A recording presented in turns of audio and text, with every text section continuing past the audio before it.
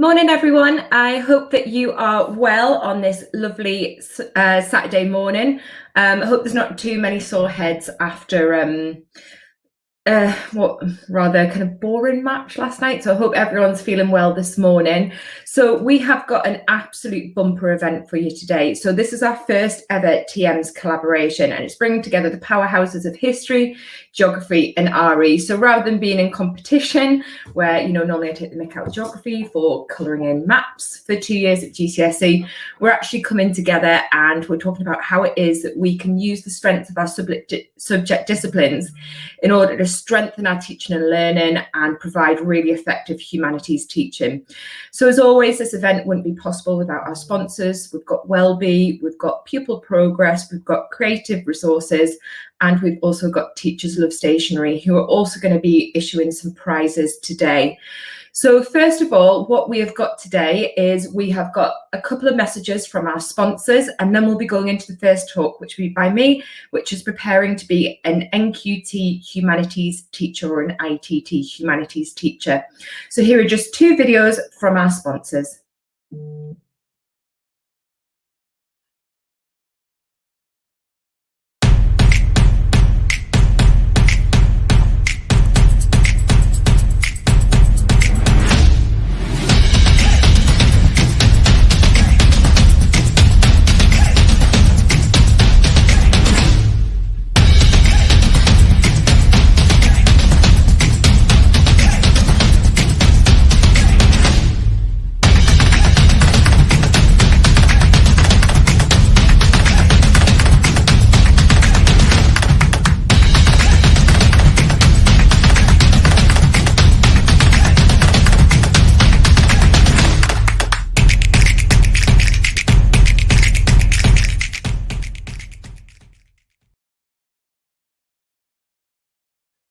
So please do check out Creative Resources. They've got some fantastic items on there, particularly for history, geography and RE, but they do also have PSHE if you happen to teach PSHE, or perhaps any of the other subjects there as well.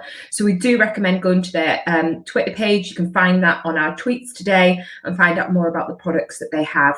We'd like to now introduce our second sponsor, which is Pupil Progress. And here we have the lovely Pupil Progress team who are going to take us through live an introduction to what they do. Morning, everyone. So my name is Barnaby from Pupil Progress. First off, I just want to say thank you to Teach Me. We've been proud to sponsor them for quite a few years now, and we've been involved in a lot of their events, and it's great to see it just growing and growing and supporting more and more teachers.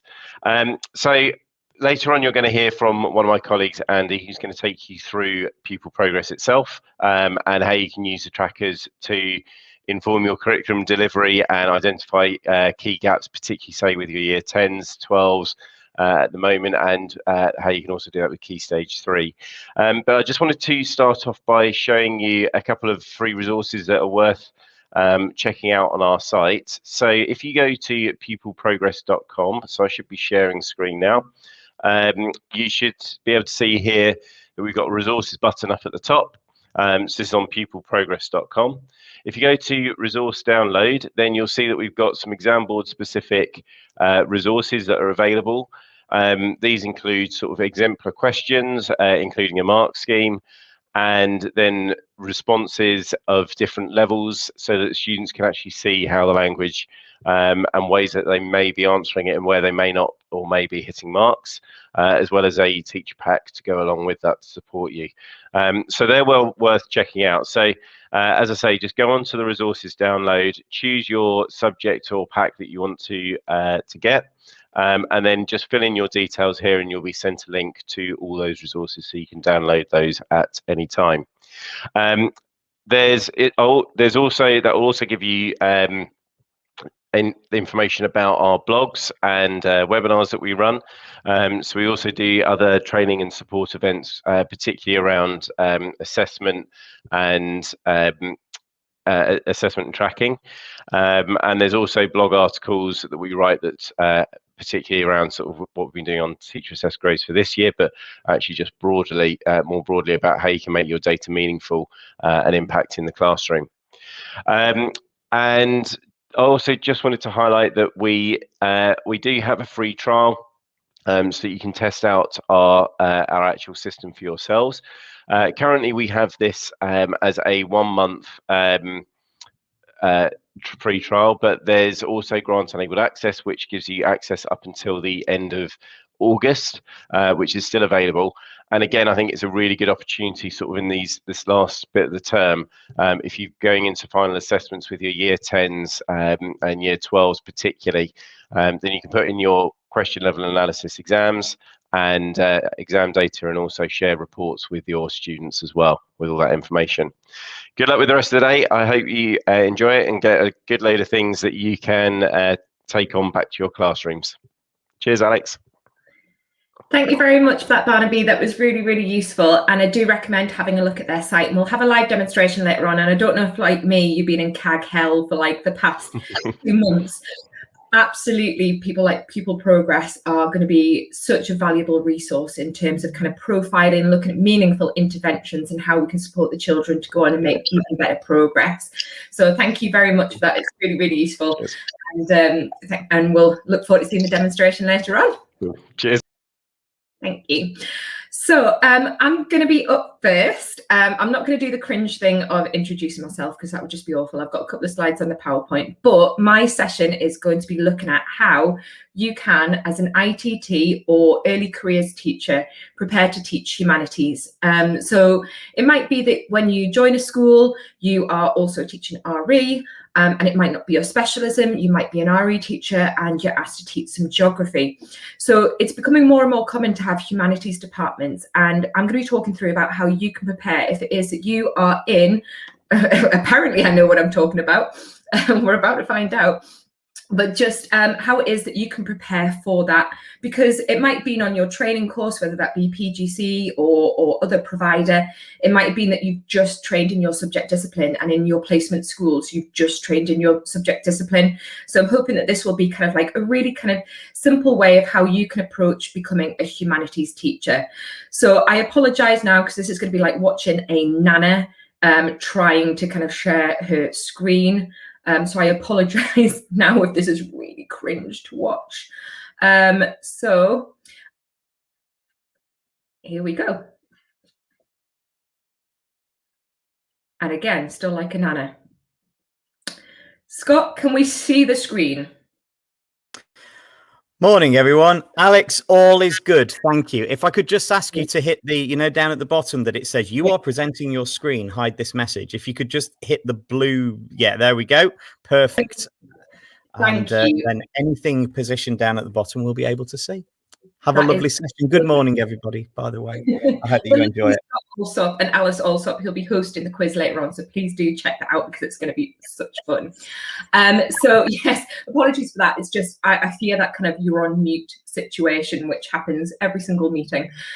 So preparing for teaching as a humanities teacher. So what is it that you can do in order to prepare effectively to be a humanities teacher? So just a little bit about who I am. Hi, that's me. So what's in store today? So first of all, see this as an opportunity. So when it is that you go into a school and you're finding out you're teaching beyond your subject discipline, and it might be that me as a historian, I find out that I'm teaching geography. This is an opportunity. This is a chance to strengthen your own subject knowledge, but also find out more about another subject discipline, which is going to further enhance your teaching practice, both your knowledge, but also your pedagogical practice, having a look at the different ways that they model and scaffold within that subject discipline.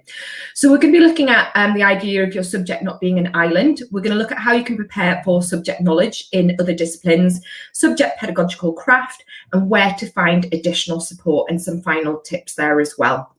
So first of all, don't panic. Okay, you've arrived at school and suddenly you see that you've got 2 classes worth of geography and you've never taught a geography lesson before in your entire life. I haven't done geography since year 9. So like total hands up that I would be a bit like, oh my days, how am I going to deliver this? Don't panic. Remember, this is an opportunity, a bit like lemon drizzle. And I know I always use the lemon drizzle analogy, but think about your subject knowledge is the lemon cake. And what it is teaching another discipline which is linked to your own, like geography and RE, is going to enrich that knowledge that you have. It's going to go through it and it's going to make it more rich, more enjoyable. There's going to be greater breadth, and you can develop more of a schema which you can then share with your children by making those links and connections. This will absolutely enrich your practice. And so we're going to look at how you can chunk it down so that when it is that you are in that situation, you can make sure that it's achievable and you're not giving yourself cognitive overload by thinking, how am I going to prepare to teach a year 7, year 8 and year 9 class in another subject discipline for which I haven't been trained? So the other thing to remember is your subject is not an island.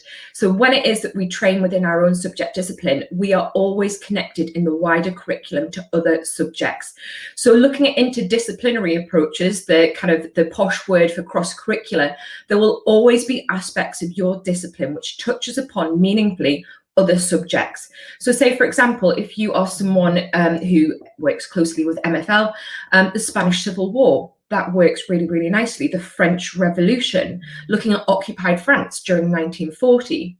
If you're someone within music, again, if you're studying medieval Benin and you're looking at geography and you're looking at kind of desert biomes and those sorts of things, again, that can be really, really meaningful.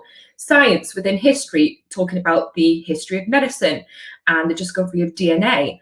That in itself, again, is these meaningful links. Apologies for not fitting all of the subjects on there, but it was a small slide. But for me, each subject has its own disciplinary skills and its own content, and we need to recognize and respect that. They are kind of unique in themselves, but actually they are part of a wider thing. This is not an island. You are almost part of a wider collection of states. And what you need to do is identify those commonalities and overlaps and link and utilize your subject knowledge and expertise to drive forward your teaching of other subjects. Identify and meaningfully apply cross-curricular links, and it will enrich your subject domain. So a little bit like a rainbow in itself, purple is a gorgeous color, bit like history, absolutely gorgeous. But actually look what happens when we identify what it could look like as a bigger picture if it comes together. Now it's still purple on its own as a discipline, but it's actually part of this broader, wider narrative. And that's what it is that we need to do. Now, there will be less kind of approaches. So in primary, it's more common to do thematic approaches to cross-curricular. We're not kind of saying that each distinctions of each discipline and don't overblend them, because in the end, as I said, this is a unique subject discipline. We're just looking for commonalities. So the bit that I'm going to be focusing on, for me, these are the 4 kind of aspects of teaching and learning. So we've got our subject expertise, we've got relationships and cultures with our students, we've got the classroom craft, and then what we've got is subject pedagogical knowledge. So I'm going to talk to you about how it is that you can prepare for subject expertise and your subject pedagogical craft there as well.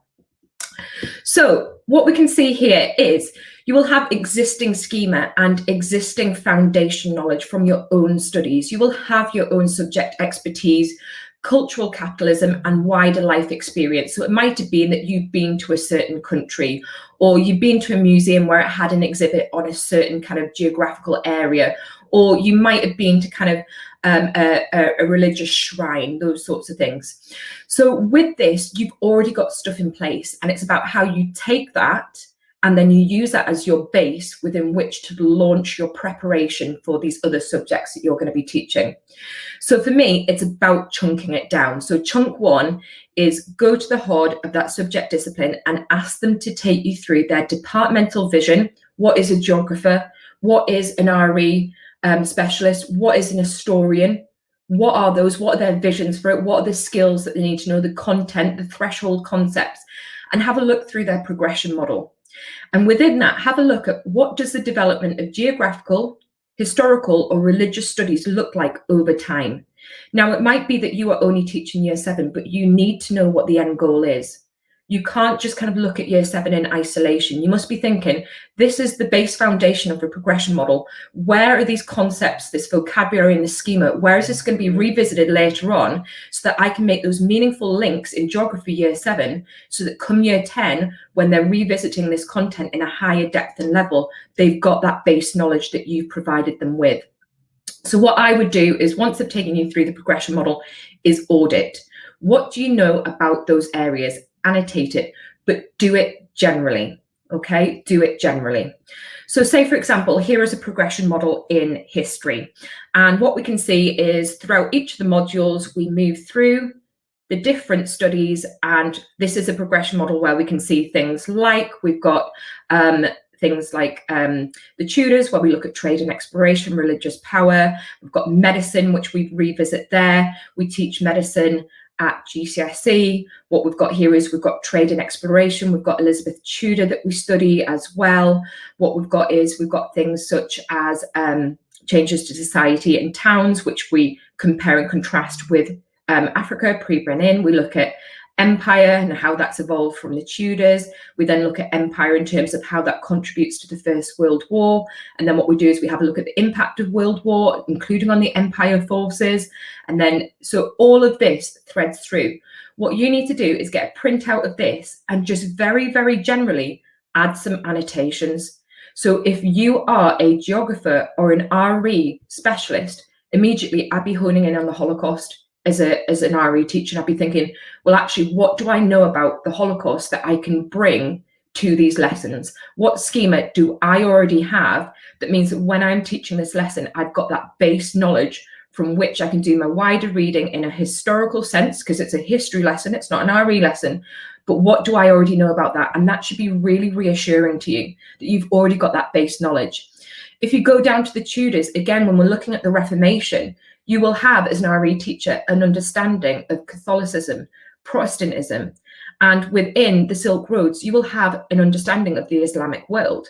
So again, you've got that schema. So that should help to kind of reassure you that actually, I've got the foundations from which I can build upon. And with support from the HOD, which I'll identify later on, actually I can build up from that because I can understand perhaps why it is that, you know, that there was the development in certain ways. And as a geographer, I should be looking at this and thinking, well, that's globalization. How can I be looking at the globalization of kind of trade within this area? When it is that you're kind of looking at the Crusades as well, looking at globalization, you could be looking at things such as why was that area geographically vulnerable? You could be looking at why they stopped at Constantinople on the Fourth Crusade and didn't go all the way to Jerusalem. What was it about that kind of crusade geographically that makes it the way that it is? So there's some real kind of commonalities. So for me, I would want to annotate the whole progression model. And whilst it is that I might just be teaching year 8, I might not be teaching year 9 or year 7, annotate it all, because what you've got to remember is you're teaching year 8, but you're pulling through the knowledge from this previous year. So how can you make meaningful links to this year 8 module in a different discipline? Well, annotate it and get your understanding of it and be like, well, actually, you know, when it is that I'm actually studying things like empire, what have they already studied before about empire in terms of all these different types of empires that we've looked at elsewhere? So that's what it could look like. Print it off and annotate it. The next chunk would be that then I would zoom in on the year groups that I was actually teaching. So I've got the wider story, I know the narrative, I know how the knowledge of the children should build over time in this other subject discipline. So I've got that wider story and how my lessons contribute to that overall arching vision. Now what I need to do is I need to hone in and focus on the actual year groups that I'm teaching. And that's where you're going to do that little bit more of kind of wider reading. This goes beyond the annotation of understanding where your subject expertise could be mapped and matched to actually having a look at these in particular. So what topics, what content and subject titles are within that topic? Audit, what do you already know about these areas generally? So say, for example, if we look at World War II, what we've got here is we've got empire troops. So again, your geographical understanding should already be there in place about that. The range of fighting fronts, if we're talking about North Africa and Egypt, if we're talking about Burma, why is it that they're fighting in those certain geographical areas? We've got here the Muslims of Dunkirk, so bringing in that religious richness that you can identify there as well.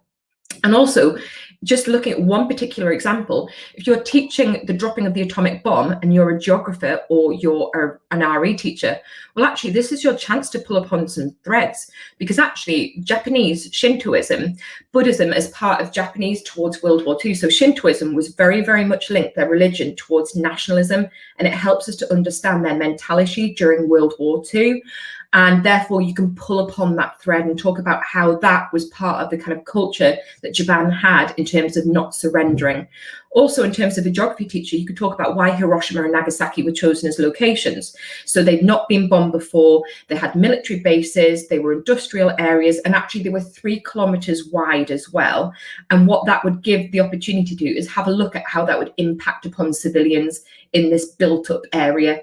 And that, and again, is pulling in those threads. Now, you're not going to detract from you are teaching the dropping of the atomic bomb. That is always the crux of the lesson, because you can't let your other subject discipline dominate if you are teaching another discipline. For example, if I was teaching an RE lesson on Judaism, I wouldn't just talk about the Holocaust or perhaps what I know about pogroms in Russia. I've got to deliver Judaism. But what I can use is that understanding where it meaningfully pulls into the lesson, and I can enrich and build that in. And that for me would be really, really meaningful. I delivered this lesson this week and I talked about Shintoism and nationalism, because they were like, why wouldn't the Japanese surrender? And we talked about unconditional surrender and that sort of thing, but also the culture and the religion kind of behind it. And I also talked about why they chose Hiroshima and Nagasaki rather than areas that have been bombed, Tokyo Bay, those sorts of areas. My next thing would be, once I've generally audited this and I've kind of done my annotations and I've written on it, like, right, I know about this and I know about this and I know about that. Remember, you've got that mapped out. You've already kind of put your base layer of, I know this about this, I know this about this, I know this about this and this about this. But remember, it's this that you're going to be teaching first. And what you've got to be is, you've got to be fair to yourself. In terms of well-being, there is no point in trying to plow yourself into trying to do in-depth reading on all of these subjects in September. You won't get that opportunity.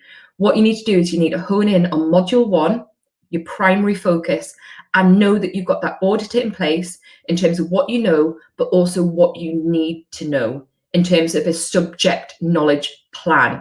I know this, but I know that I've still got to learn this. And actually, I'm going to give myself the deadline of October when I'm going to do my wider reading on this. And that's going to help you to kind of make sure that you are not having cognitive overload. Because if I gave this to a new member of a department in a history department and they teach RE, and I said, oh, by the way, you've got to be a subject expert in all of these different things in September, you'd absolutely have kittens. Whereas actually, if you say, look, this is the vision, and actually what we need to do is we need to focus on these, and then we'll map out what you know, what you need to know, and we'll begin to look for meaningful CPD opportunities. We'll look for meaningful resources that we can use to make sure come module 2, you've got that knowledge. But for now, it's module 1.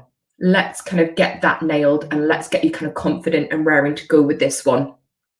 So the first things that you need to do is identify what you are teaching first in the scheme of learning. This is where your primary focus needs to go. So if we go back to all the way over here, you know where it fits within the overarching progression model. So you know how it contributes to the wider thing. But what you're doing is you are zooming in on this particular thing, because we only have a certain amount of hours in the day. And to get subject knowledge, which is quality, you've got to chunk it down and be fair to yourself. So this is where I would do a bigger audit. And it might be that you've got PLC, so personalized learning checklists within this department. It might be that they have a list of lessons and they've got kind of an inquiry question. What I would do is with each of these, I would have a conversation with the HOD and find out from them, what is it that I need to know about these different things? What do the children need to know about this? And then rag rate your subject knowledge. Well, actually, the causes of World War I, I'm a little bit hazy on that one. I'd give myself a red on that one. But actually, in terms of things like America in the Roaring 20s, actually, I'm green on that. I know quite a lot about that because I've read X, Y, and Z book, etc., etc. So it's going through and having a look at these different lessons step by step, or these different lesson topics, and identifying where you are red, amber, and green. Now, because you're green, it doesn't mean that you're not going to do some little breadth of kind of subject exploration, but you know that your priority is going to be, well, actually, causes of World War I don't understand the causes of World War I because I did it in year 9, 20 years ago. And actually, in terms of medicine and injury, what were the developments in medicine and injury at this time? And that's when you're going to kind of map out for yourself a little kind of plan, a little to-do list of how you can meaningfully prepare for that subject knowledge. and it's bite-sized, it's chunked. So it might be that you're going to say, well, actually, I'm going to do this in 1 week. I'm going to dedicate some reading time or some prep time to this in 1 week. And then this is going to be the second week. So you're really kind of breaking it down and making sure that you are kind of being fair to yourself with it as well, and that you're not overwhelming yourself. So with that, there will be resources which will be supportive to you. So things like, if we look at this Year 8 Module 1 scheme of learning, what we've got is the Module 1 intent. So what it is that the students need to develop during this particular inquiry question, and how that fits within the intent of Year 8 so far.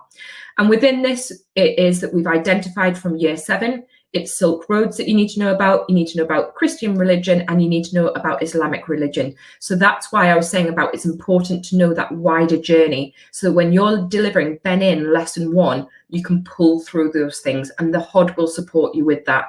And again, just things like in this module, knowing that these are the fingertip essential pieces of knowledge that the children need to know. And that can help to guide you in your subject knowledge preparation.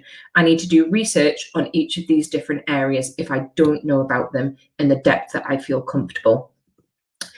So go back and then have a look at it, how that fits within it. So for me, what you need to do is use your subject knowledge audit as a guiding light, and go to the HOD, but also go to other members of your department, go to the subject association authorities, engage in CPD. And what you need to do is basically think, here are my reds, my ambers, and my greens. I've got to know this by this point that I've given myself, and this point, and this is what I'm going to do. And for me, the base layer needs to be things like textbooks and knowledge organisers. So we use knowledge organisers, and these are the essential key bits of knowledge. The student obviously needs to know more than that, but these are the essentials. And so we give these to non-subject specialists, so they've got that as a base layer of these are the absolute fundamentals, and almost like a bit of a cheat sheet to try and get their kind of base knowledge there. And then we'll provide them with kind of resources such as perhaps textbooks or little extracts from chapters. And what we'll do is we'll kind of give them baby bite-sized kind of sorts of thing. Remember, you don't want a 3-course banquet at this point. You are looking at just kind of having a starter at this point, because otherwise it's going to be too much. So ask the HOD for the key text and textbook. Ask for a knowledge organizer, the essential contracts of knowledge. Look at overviews of website content such as BBC Bitesize, which can provide you with that kind of base layer from which you can then enrich with more depth of reading. Recorded lessons, the absolute silver lining of the last year. Within that department, there might be recorded lessons where you can actually watch the recorded lessons and look at not only the content, but also the subject pedagogical delivery of it. So how within geography, you can look at their modelling of 4-figure grid references, because content of 4-figure grid references is one thing, but how do you model and scaffold that to a Year 7 child?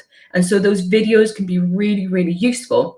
And they've got them on other kind of sites like Oak Academy, etc., but also within your own department would be really, really useful. Speak to the specialists, for example, in real life on Twitter. What golden nuggets do they have to share on topics? What texts would they recommend? And do they have any pithy overviews of them? So if you go on to kind of certain sites, you can find kind of like overviews of different, like this is the Crusades and that sort of thing. So really pithy overviews of each subject, so like 1-page cheat sheets or little kind of chapters from a book and that sort of thing. So what text would they recommend to prepare you for this? And then have a buddy system, someone to talk about, to bounce ideas. So for me as a historian, if I was teaching geography, I'd, as well as the HOD, find a buddy within that department where I can go to them and just be like, look, I'm delivering this, I've got the lesson plan and etc., but just how might I kind of deliver this in a certain way? And maybe observe them or ask them to do some co-planning with you.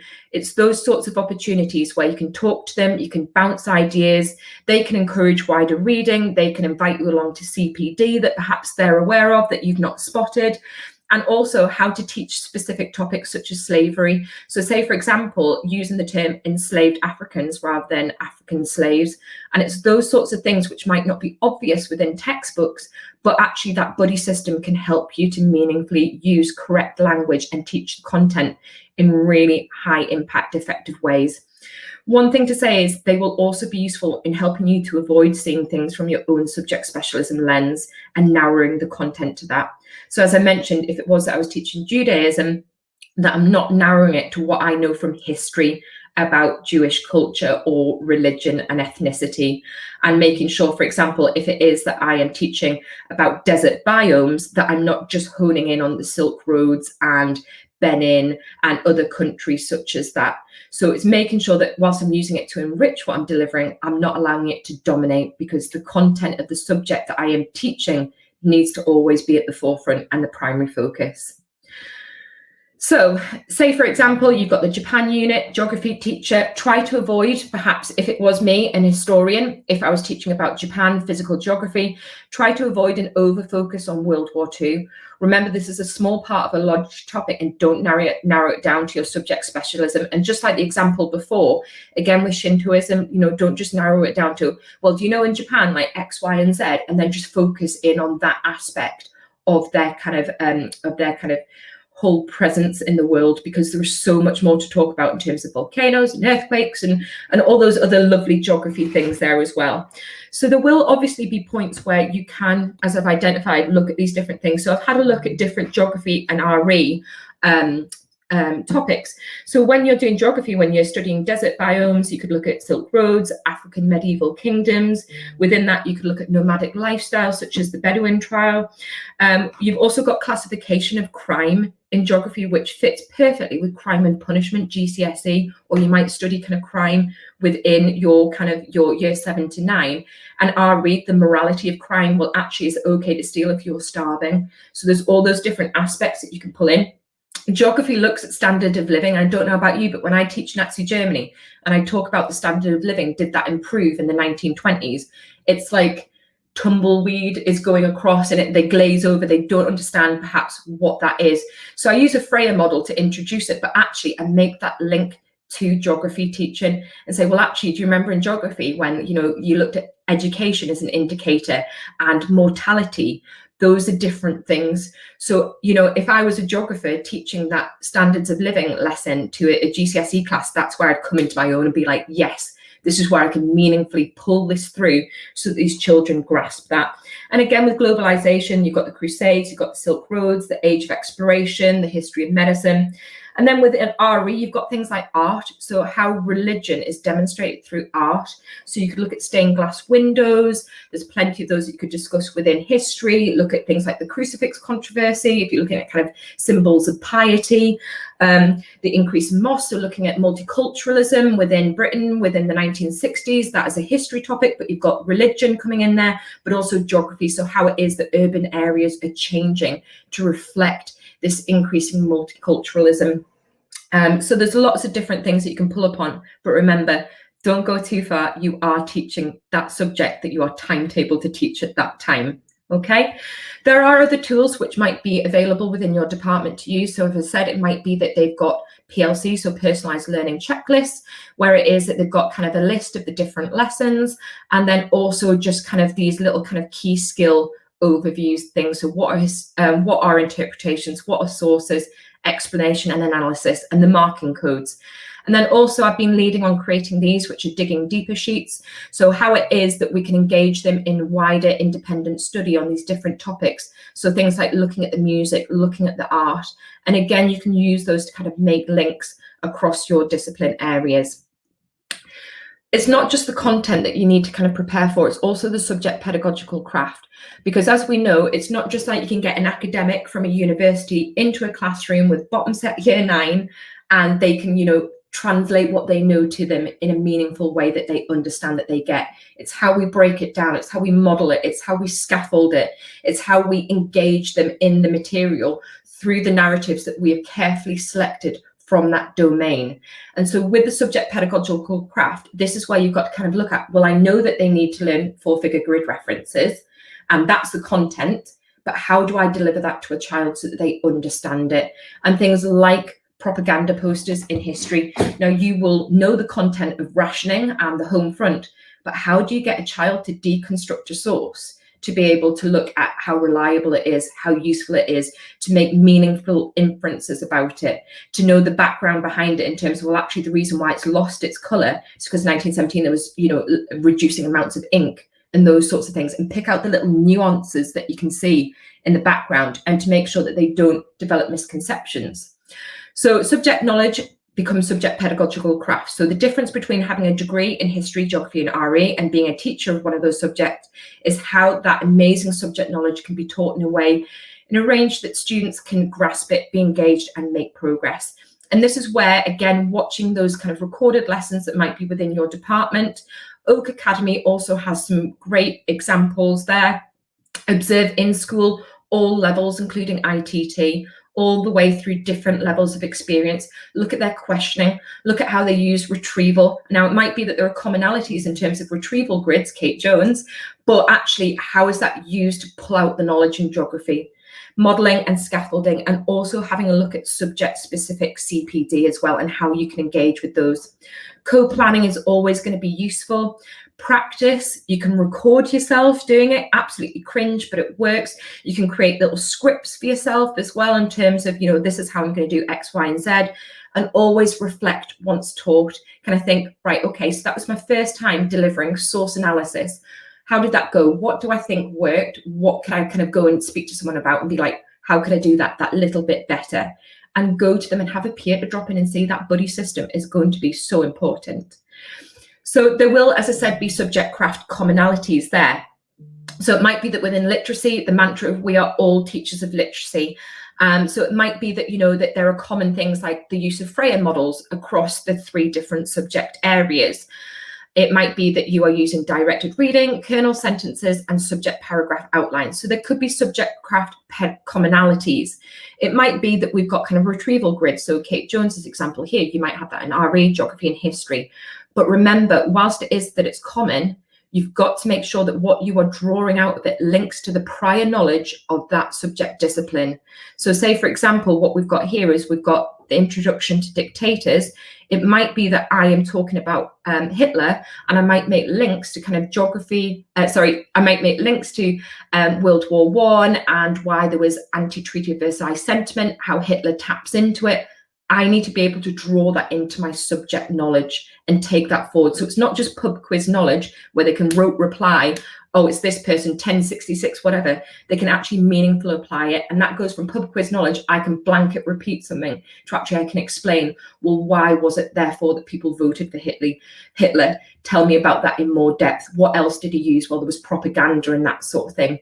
So visual hexagons, brain dumps, multiple choice questions, and also revision tools there as well. So look at where there are those commonalities, and you can use those commonalities, but also make sure that you are applying subject knowledge to that.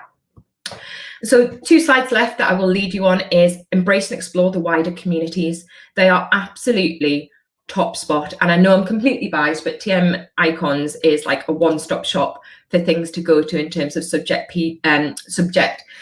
content, but also in terms of pedagogical practice. And each of these different subject areas have such phenomenal communities, both on kind of Facebook, on Twitter, but also within subject associations there as well. So big up for the TM History Icons, Geography Icons, and RE Icons. You've also got within History, Historical Association, Seneca CPD. You've got an intro to the Holocaust Education Trust, National Archives, and you've got podcasts there as well. You've got Geography, so Geography Icons, Geographical Association, Seneca CPD, and the Royal Geographical Society. And in RE, you've got, again, Seneca, Icons, Holocaust Education Trust, and the Religious Education Council and NATRA. And across all 3, you've got these different things which support you in terms of being a humanities teacher there as well. So my key things to remember is 1, be passionate. Embrace that subject that you're teaching. You might be a geographer, but you are in an RE lesson, and in that RE lesson, you come alive and you are passionate about that subject knowledge, and you make sure that the children are as enthused as you are about that material. Don't revert to your primary subject lens. You are the teacher of that subject, and show that passion, that love for it, and that interest. Also be confident and own it. I know it might be quite unsettling to think this isn't what I trained for, this isn't what my degree is in, but actually if you've done your due prep and planning, have faith in yourself. And also the amount of times that I deliver a history lesson, a kid asks a question, I'm like, oh, I can't remember that. Why don't you write that down? And that's a little bit of independent reading for you to do and tell me about that next lesson. That would be good for you. It happens. We have absolute brain freeze moments. So if you've done your due prep and planning, have faith in yourself, walk into that room and absolutely boss it, but reflect afterwards. How far did I boss it? and actually what improvements could I make? Because as reflective teachers, we all need to do that. And also be you. At the heart of it, you are your personality and teacher identity, and you are unique in your authenticity. So it might be that whilst these departments have set PowerPoints and schemes of learning, how you bring it alive, the tweaks that you make to those PowerPoints, your delivery. So it might be that, you know, they, for example, might have, you know, a table where they card sort things into arguments for and against, and then they'll do like some extended writing. You might think, well, actually, I'm going to do some debate.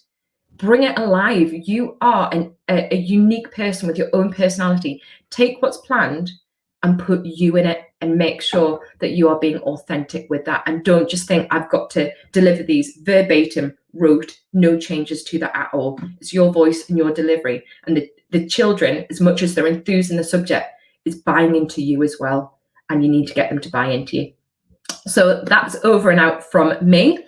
So I will pass over to the wonderful, I'll stop sharing now because I can double see myself, which was awful. We will now pass over to Mr. Alsop so that we can have further words from our sponsors.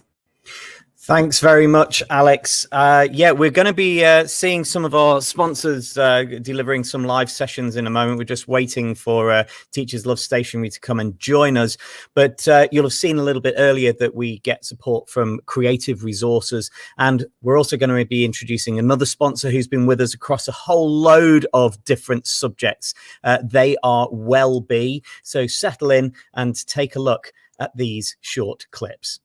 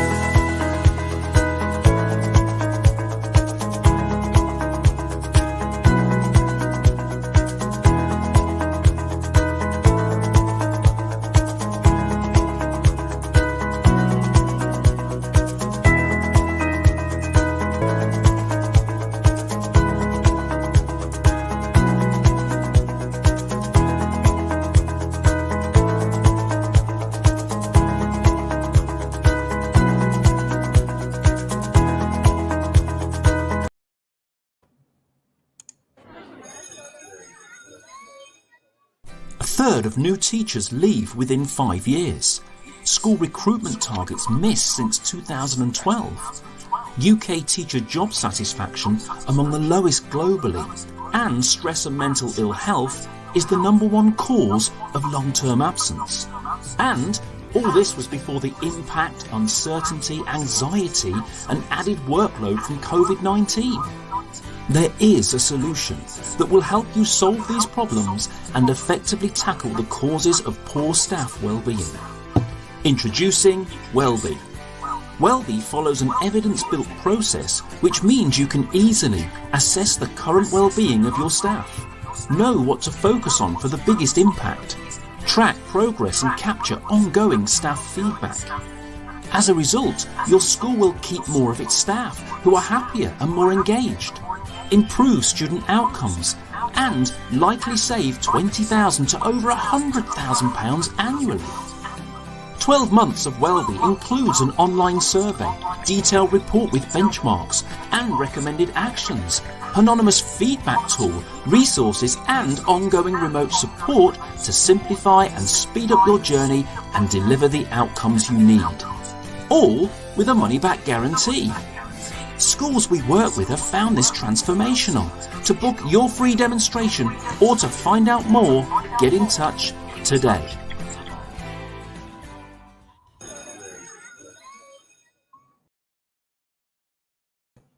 So, two of our incredibly valued sponsors there, both Creative and also Wellbe, and joining us live a big supporter of TMIcons, and offering some prizes, not only in today's session that Alex is going to be talking about shortly, but also in tonight's quiz, which will be hosted by myself, Mr. Alsop History, and Mrs. Alsop _hums. That underscore is very frustrating when you're trying to find followers on Twitter.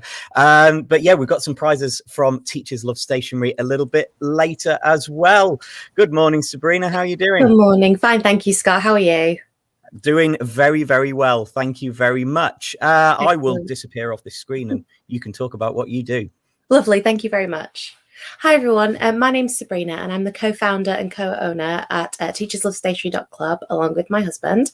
We're both science teachers, so our boxes are planned and put together by teachers for teachers.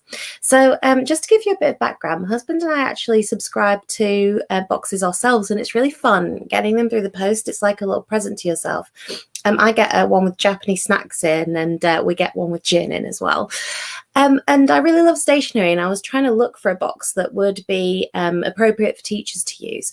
But a lot of the stuff out there wasn't really aimed at teachers, and I felt like you weren't really getting the best value for money with the boxes that were out there. So we decided to start our own stationery subscription box service, and I've brought one of our boxes here today to show you.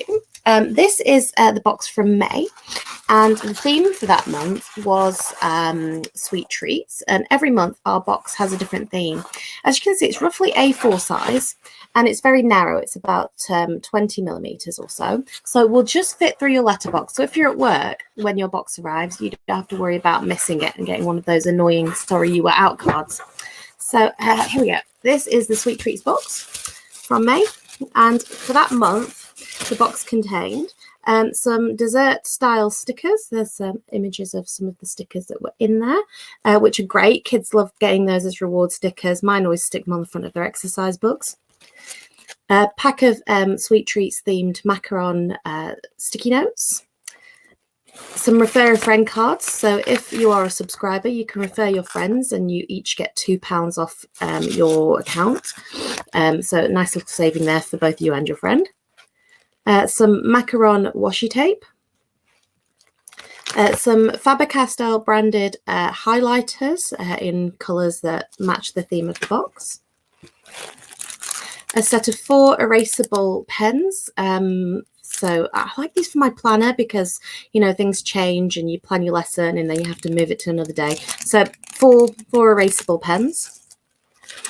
And obviously, if we're going to give you a sweet treats box, we need to give you something to eat in there as well, because it's going to make you hungry. So we popped a little packet of biscuits in there, which are always handy to keep in your desk drawer if you're having a busy day or if you don't have time for lunch. And we've got those. Handy little notebook, again, with the theme of the month on the cover. And last but not least, lovely reward stickers for pupils that say, "You're working so hard," or "Perfect presentation." We try to change up what our reward stickers say in the boxes where we include them, which is most of the boxes. And there's always a little insert telling you what's in there and just updating you on our service and what's going on. Okay, so our boxes are sell for $12.49 each. You can choose from monthly, bi-monthly or quarterly. And members also get a discount in our online shop. And when you subscribe, you get a pencil case in your first box that's personalised for your name. And if you subscribe using the code today, HumsIcons, we've got special, normally these just have a little star on them, but we've got these special little RE one, a little geography one, or a little history one with a suffragette on there. So if you subscribe using the code HumsIcons and contact us by email, we can get you a pencil case personalised with an icon to represent your subject as well. I think that's everything. If anyone does have any questions, please do pop them into the chat in the comments. I'm happy to answer those. Thank you very much. Thanks ever so much, Sabrina. Lammy, I know that you've got some Teachers Love stationery with you, I think, haven't you? You know what? I'm so glad that I was off screen, because when that history one went up with the suffragette on, I went. They are available in our shop as well, so you can buy them separately if you're already a subscriber. Retweeted my tweet this morning, so I'm hoping that she's watching. Mum, if you do this, you'll get me. Yes, Excellent. asking my mum for treats. That's right. But yeah, I do. So I've got my TMHistory one here, and here are actually my notes from the session today, because we were talking about this beforehand. I was like, actually, I'm making my notes here. So here's the questions that I'm asking Tom Patterson. Yeah. And then information about what I'm going to say about the prices that we've got. Yeah, so absolutely love that. And then also I got things like this through, so the pencil, and I got this, and then I also got these little macaron things that you were talking about. And my friend Anna, who's TMIcons, she put those in my drawer, and she put little notes on each page, and it's nice because each day I've got like a little note saying you can do it. So thank you very much for making my stationery life absolutely, like, honestly, I'm a fiend. I love it when it comes through the door, so I fully recommend to everyone. And pencil case. I'm really glad you like it, and I hope all the items are useful as well, because we aim for things to be pretty and fun, but also useful, not just something that's going to just sit in a drawer and you're scared to use it, you know? Yeah, exactly. So little things like these. So when I'm marking, I go through so many of these because I put a little tab on the top of the page so the children know where to do the correct thing, rather than me being like, flick through to that date and that sort of thing. They call them little cow tails because it's correct hour work, and they're like little cow tails. Oh, I like that. I used to do that with BTEC many years ago. They don't do the BTEC science most schools now, but I used to do the same things with sticky notes so they know where to go and do their corrections. So yeah, brilliant. So thank you for bringing a little bit of joy to my life every day. And so what we'd just like to kind of repeat is you very, very kindly donated some stationery, not only to tonight's quiz, but also during today as well. So you've told us that you've got 4 sets of Humanities stickers to away, and then you've also got a TMIcons CPD special box if someone takes a selfie of themselves with one of them. So make sure that you tweet using hashtag TMHumsIcons so that you can take part in that. And Sabrina will be keeping an eye out for her winner. I've already seen somebody saying, how can they hack the algorithm to win? So no, that's my job. That's not how it works. Exactly. But best of luck to everyone taking part in that. And thank you very much, Sabrina. Lovely. Thank you for having me. Lovely. Cheers then. Bye. Okay, so next up, what we've got is a presentation from RE and Geography. So our titles for this are So You're Teaching. So you are about to teach RE and you're about to teach Geography. So what we're going to do is we're going to have Katie Crochet, who's up first, and just to tell you a little bit about her, I'm looking at my my notes there. Okay, so a little bit about Katie is that she is RGS Rex Walford Award winner. She is a geography teacher, obviously. She's HOD of remote learning. She's UNCC accredited games boarding examiner and an exam setter, and she is an awesome member of TM Geography Icons. So yeah, just loving all this kind of geography and history getting along at the minute rather than competition. I know, it's really nice, isn't it? Normally you know, it's colouring in, etc., but no, it's really nice actually to be working together, which is great. I'm curious, what are the quips about history? Because obviously, you know, we drop the colouring in and that sort of thing. What are the comebacks for history? What are the comebacks to history? We love dates. My wife is a geography teacher, and she bought me a mug that on one side says I love facts, and on the other side it says I love dates. So obviously I got her one that says I love colouring in, I love my cagoule. I guess you were making your own cup of tea to fill that cup. Absolutely. To be in the Allsop household where it's Hum's warfare. So Kate's going to talk us through so you're about to teach geography. So this is going to be really useful. So I'm going to nip off the screen so I can make lots of notes. Hi everybody. As mentioned, my name's Katie Crochet. I've taught in 2 secondary schools, teaching primarily geography, but also humanities. So my first school, it was humanities teaching in year 7 and 8. And then my last school, it was more separate. So we still had separate heads of subject, and we kind of worked under a humanities faculty. And there, most teachers taught a combination of subjects. I taught a bit of geography and history. More recently, so currently I'm working in a prep school in Oxford, so slightly different.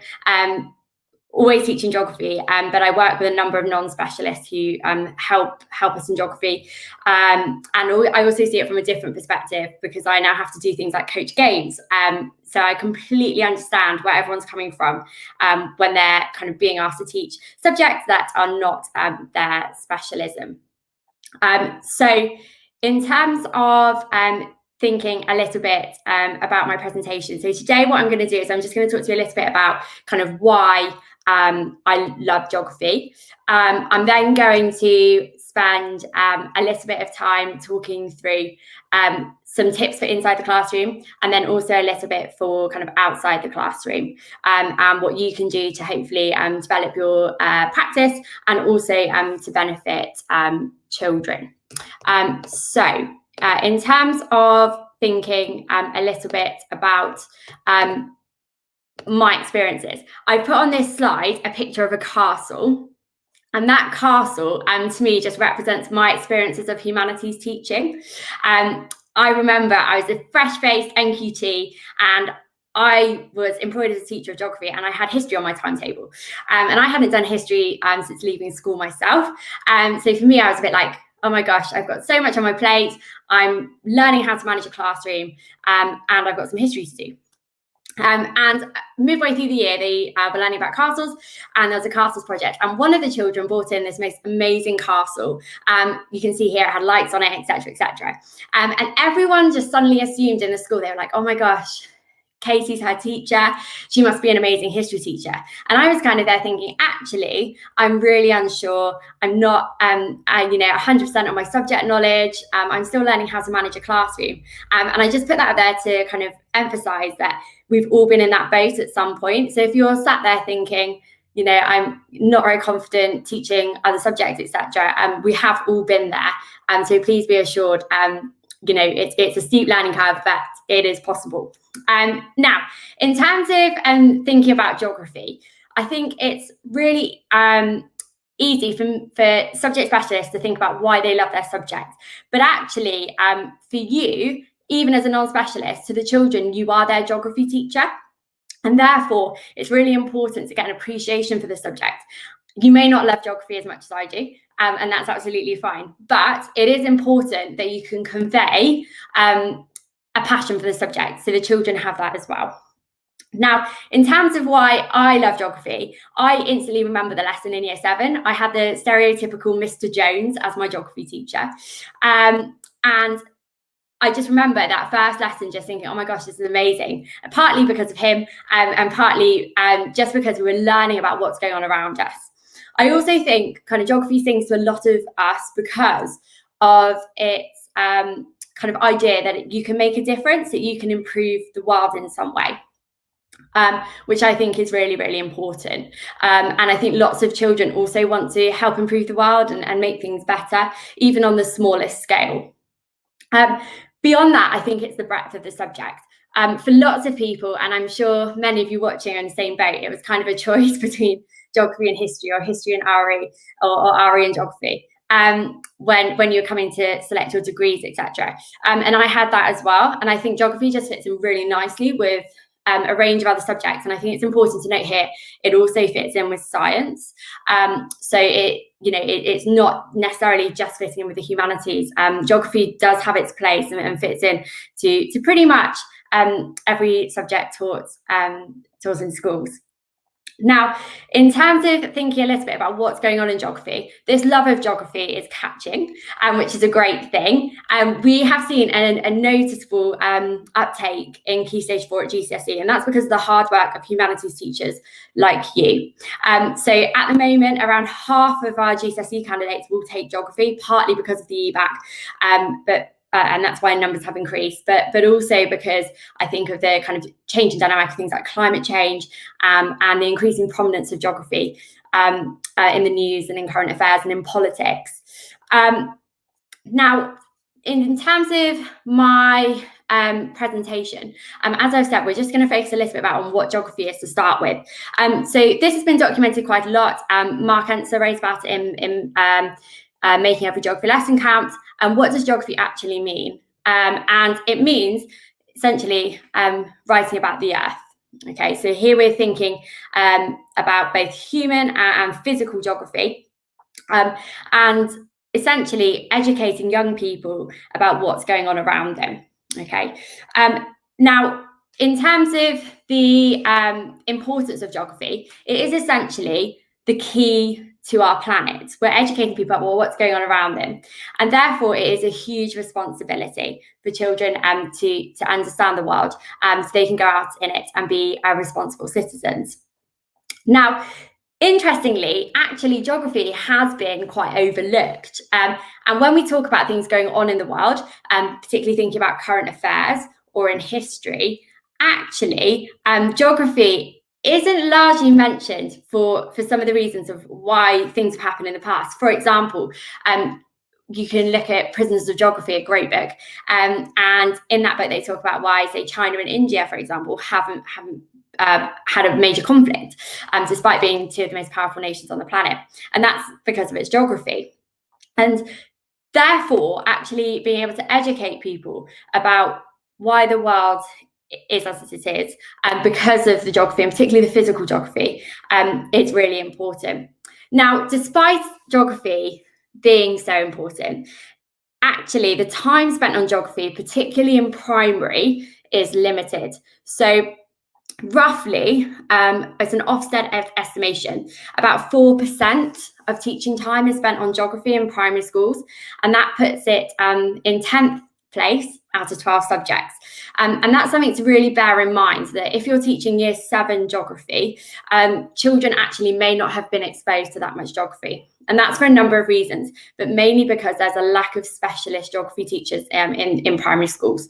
Now, thinking about in the classroom, so I'm going to talk through now a couple of kind of key areas of geography that I think are quite different to history and RE. So if you're a history or RE specialist watching this, I've just picked out a few areas that are distinctly different, just to talk through a bit about them, and then some teaching strategies that you could use to deliver them. Now, Katie, just before you jump into to doing this, and I know that we've got this coming up on slides to go, could I just ask you to share your full screen slides? Because at the moment we're seeing like all your full PowerPoint. So if you could hit the F5 or however you prefer to present, that would be wonderful, please. Thank you very much. Let me. So now can you see my full screen slides? No, at the moment we are still seeing your view of PowerPoint. Oh, okay. Because I've got it up on full presenter view, so I can see full slides. Okay, because yeah, we're seeing the desktop view at the moment. So, and obviously it's got your notes and things in there that we're probably not wanting to share out. So if you could just check the sharing settings again, please, that would be really helpful. Thank you. Let me just have a quick look. Window.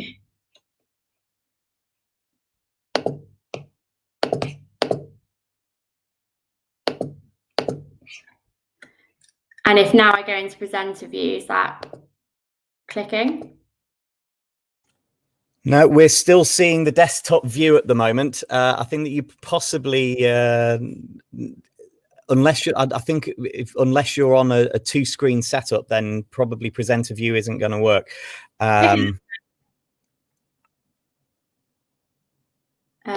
Let me just try again. Yeah, for me, it's coming up in full.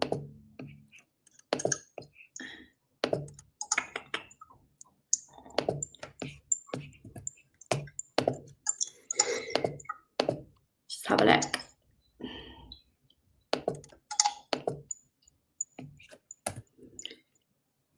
At the moment, we've still got your desktop view.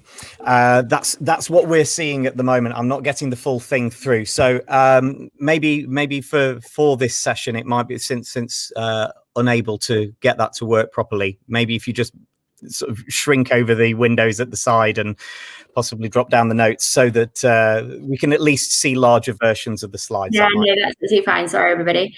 Let me just. There we go. See if that's a little bit better anyway. There we go. We can see a bit more now. That's great. No, sorry, everybody. Now, in terms of thinking a little bit about map skills. This is going to be the first kind of section that I discuss, because again, as a non-specialist teacher, this is something you may not have encountered too much since probably Key Stage 3 geography. Now, map skills is essentially like the language of geography, so you want to be fluent in it. Okay, we want our children to be fluent in it. So they need to be able to master the basic skills of things like grid references, direction, OS map symbols, and measuring distance. And those are kind of the basic skills that we would expect children to leave Key Stage 3 with. Okay, now there is a stipulation for map skills to be done at Key Stage 2, but often it's very clear from the outset of Year 7 that those aren't there.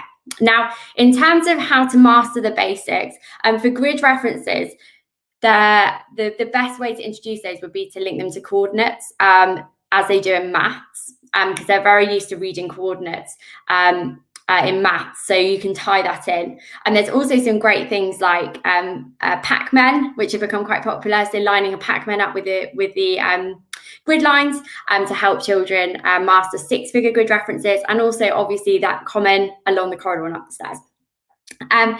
Direction, obviously, the very basic, never eat shredded wheat. And for OS map symbols, they don't necessarily need to remember these because they often have access to a key, but becoming familiar with them will of course reduce the load on their working memory. So we do things like writing stories using map symbols to replace words, for example. Measuring distance, again, that's a skill that will need to be practiced and modelled, and it does involve some basic math skills by transferring it from centimetres to distance. Now, once those basic skills are mastered, children are then able to make decisions and use maps to link to geographic concepts. And Boo 2019 talks a little bit about that. So if they haven't got these basics, then they're not going to be able to answer questions. For example, where would you build a wind farm? Or what evidence is there to suggest this was a historic settlement? Or why was this a good place for early settlers, for example?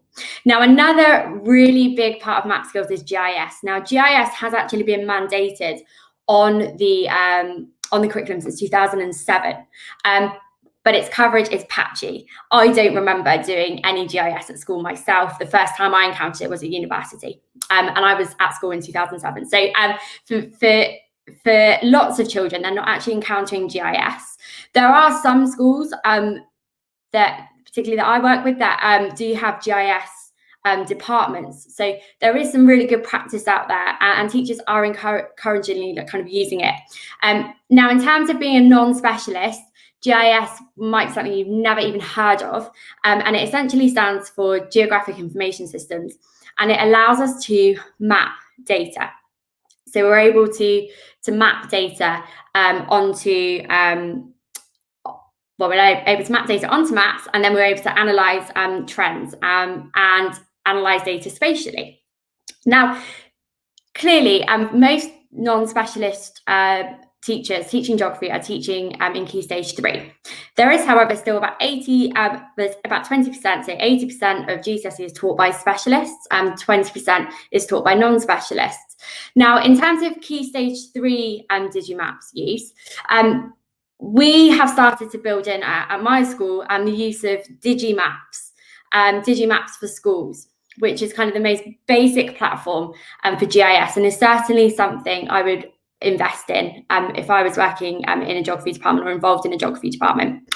Now, that allows children to do kind of basic annotations. They can add photos to maps and start just kind of building their knowledge of analysing data spatially.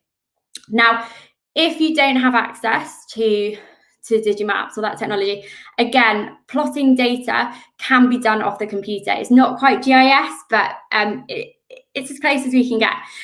And this is an example that you can see on the screen of Heathrow airport expansion. And here we've mapped the expansion onto an OS map using tracing paper. And I've seen this done quite a few times. You know, you can map, you can put like choropleth maps of data onto an ordnance survey map using tracing paper. And that's one way to start introducing the idea of GIS, but it is certainly something that departments need to be focused on, particularly as non-specialists.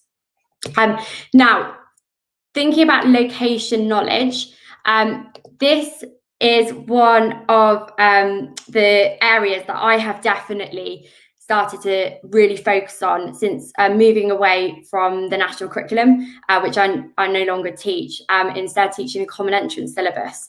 Now, location knowledge is actually really important. I think if I was making a list of kind of powerful knowledge in geography, it would be at the top of my list. And the main reason for that is that when children know where things are, it massively reduces the load on their working memory. They're able then to instantly recognise where a place is. And for us, we actually have a list of locations that children in year 8 are expected to know. And that list is available on the CE syllabus. So if you're thinking, what places should I be covering? That might be a good place to look.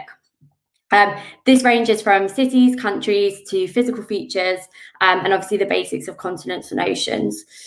Now, there is a real lack of location knowledge within geography education, and Henador in 2006 commented on this, that it's significantly well evidenced. Now, in terms of if I was teaching location knowledge, I would certainly focus on longitude and latitude. Here, that's essentially the grid system on a global scale. And so that allows us to recognise where places are. Are they between the tropics? Are they around the equator? The prime meridian, which is one that often gets left out. And also just to further their experience of place. Now, often children come in year 7 and they have kind of a knowledge of places they've been to, and probably their own country, maybe a European country from Key Stage 2. That can be very varied in an average class. You might have some children that have never travelled before, and therefore by teaching them location knowledge, you're giving everyone kind of a level playing field, not just kind of biased on their personal experiences. How this can be done, again, we do a lot of retrieval practice on this. So homework time is pretty much all location knowledge for us. Again, it is examined at my school. And also thinking about if I'm teaching, say, physical landscapes of the UK, I'm then going to ask children to map, you know, the major mountain ranges and national parks, etc., oceans, because they will all have an influence. Thinking a little bit about fieldwork skills, which is in the next slide. Sorry, I can't see the slides in advance, so I'm go off memory here. Fieldwork skills. Fieldwork, again, there are some similarities, you know, history with kind of independent projects and coursework as such. But fieldwork is a key part of geography, and again, quite unique. And if you're a non-specialist, you might find it quite daunting to go out and do some field work. Now, field work is actually kind of knowledge in itself. And I think that's really important to get across. The actual carrying out of field work, knowing how to do the methods, is procedural knowledge that will need to be taught to children. It's not natural for them to pick up a quadrat or hold a tape measure taught without being taught all those things. And therefore, it's really important that fieldwork is embedded within lessons. Now, we talk about we might show, when we're teaching rivers, we might show a picture and discuss, you know, what data could be collected here, how could you do it, and what are the risks, which has started to come up on the A level. So bringing that down slightly, drip feeding it through into Key Stage 3. And again, in terms of the syllabus I teach, they have to produce a fieldwork project at the end of year 8, which I think is a real advantage, and I would encourage geography departments to do, because it sets them up really well for independent study, particularly at A level when they have to go out into the world and plan their own fieldwork. Now, in terms of being a non-specialist, if you are involved in fieldwork, what I would say is you need to know the topic relatively well, because you will need the subject knowledge to be able to deal with the messiness of fieldwork, any anomalies that crop up in the data, and be able to explain why they might happen. And again, your head of department or another subject specialist will of course be able to support you with that. Now, fieldwork itself is probably one of the main motivators in geography for children, and I think we can probably all remember going on a field trip at some point in geography.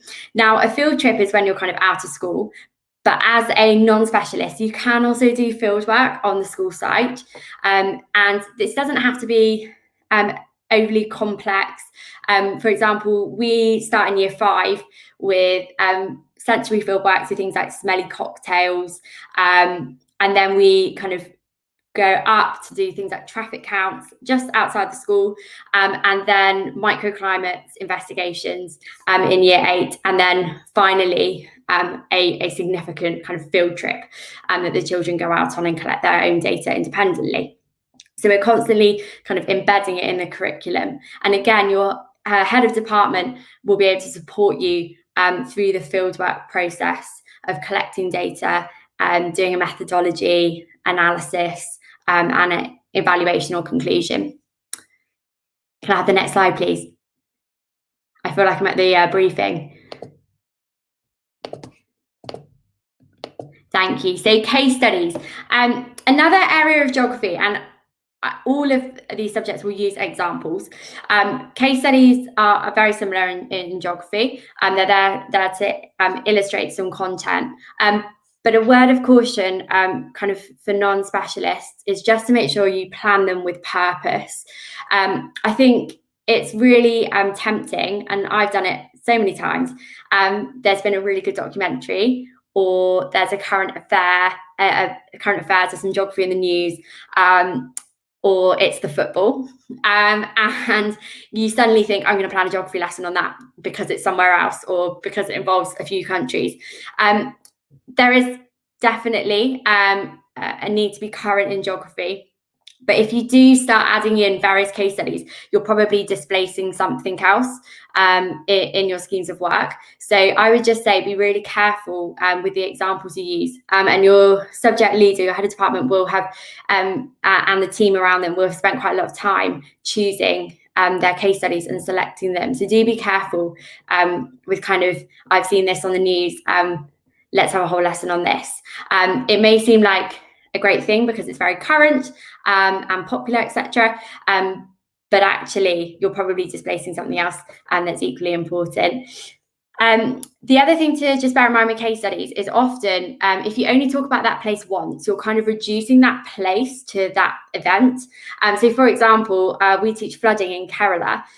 Most children will now, all they'll think about when they hear the word Kerala is flooding. Whereas actually there's a lot more going on in Kerala than just flooding.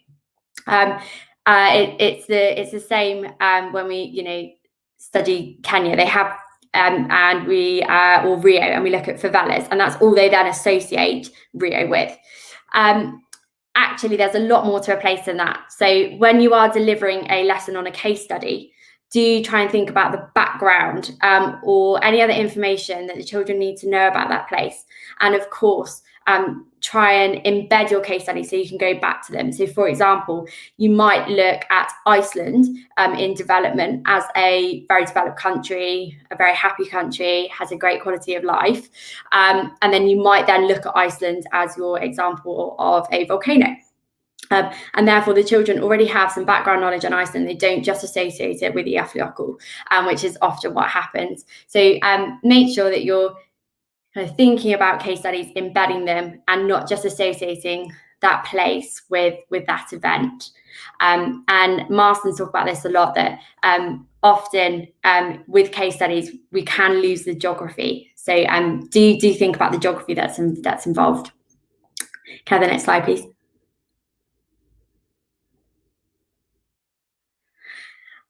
Now, the next area I just wanted to touch on was explanations. So in geography in particular, there are lots of common misconceptions. And these are just some that I've had recently in my lessons. Africa is a country, I get that all the time. And that's something to be really aware of and explicitly teach.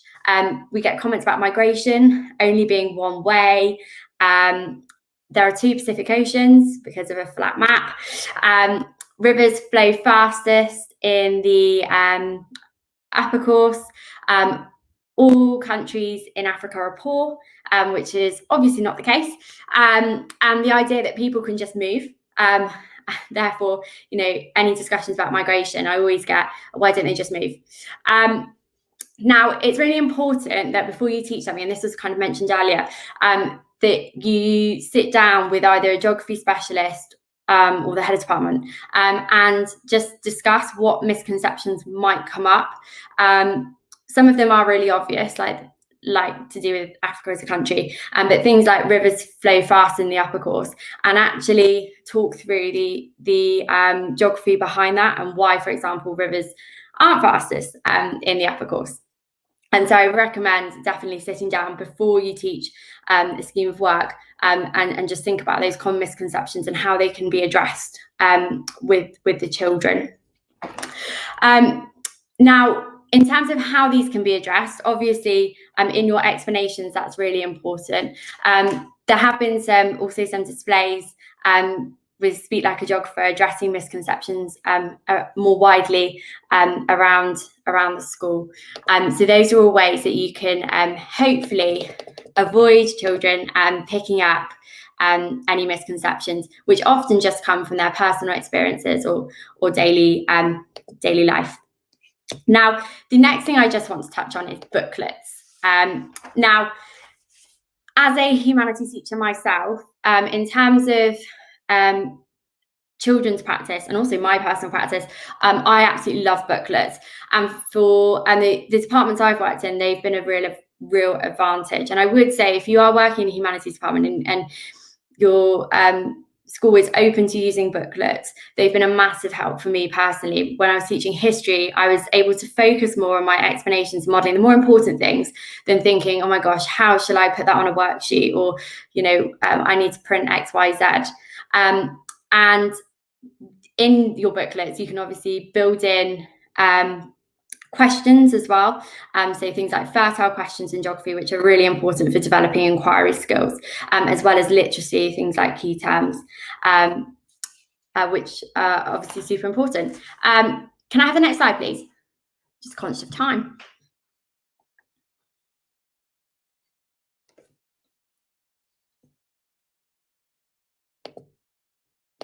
Now, thinking a little bit about kind of outside the classroom, wider engagement in geography as a non-specialist. This may be led by your head of department, but again, for the children, you are their geography teacher, and they will see you as their geography teacher. Now, in terms of thinking about engagement for the children, I've used the humanities calendar before to map out all the special events in humanities. And to celebrate them appropriately within lessons or tutor time, etc.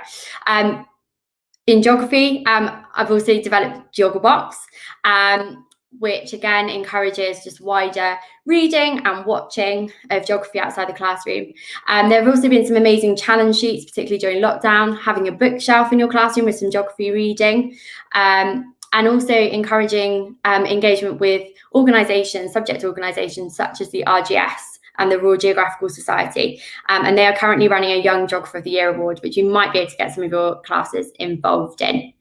Now, in terms of CPD, which is on the next slide, there's lots of subject-specific CPD. Obviously, like most of us, Twitter is a key one. And the hashtags for that are hashtag TMGeog and hashtag geography teacher. And on there'll be a huge amount of support. The geography community is amazing and has so much to share. As well as that, every Wednesday there's a Geog chat, which is great, and talk through different topics every week. Obviously TM Geography Icons, and there's also the Early Careers Geography Network. Again, they share amazing resources no matter what stage of your career you're in, and also some geography specific reading. Now, obviously, as a non-specialists, you have so much to deal with. But again, 3 top books that I would suggest are Prisoners of Geography by Tim Marshall, and The Almighty Dollar by Darshini David. It's all about globalization. It's a great book. And Factfulness by Hans Rosling. And I found that book particularly useful for my pedagogy, thinking about misconceptions in geography. Now, in terms of CPD coming up, on Tuesday, I've got this jotted down, Kate Stockings is talking about making the most of Year 7. So there's always opportunities in the geography community to develop your subject knowledge, even as a non-specialist. Now, finally, looking at the time, just to finish off, hopefully you've found just looking at certain aspects of geography useful, particularly thinking about those differences like map skills, location knowledge, and field work. And you're looking forward to seeing geography on your timetable either next week or in September.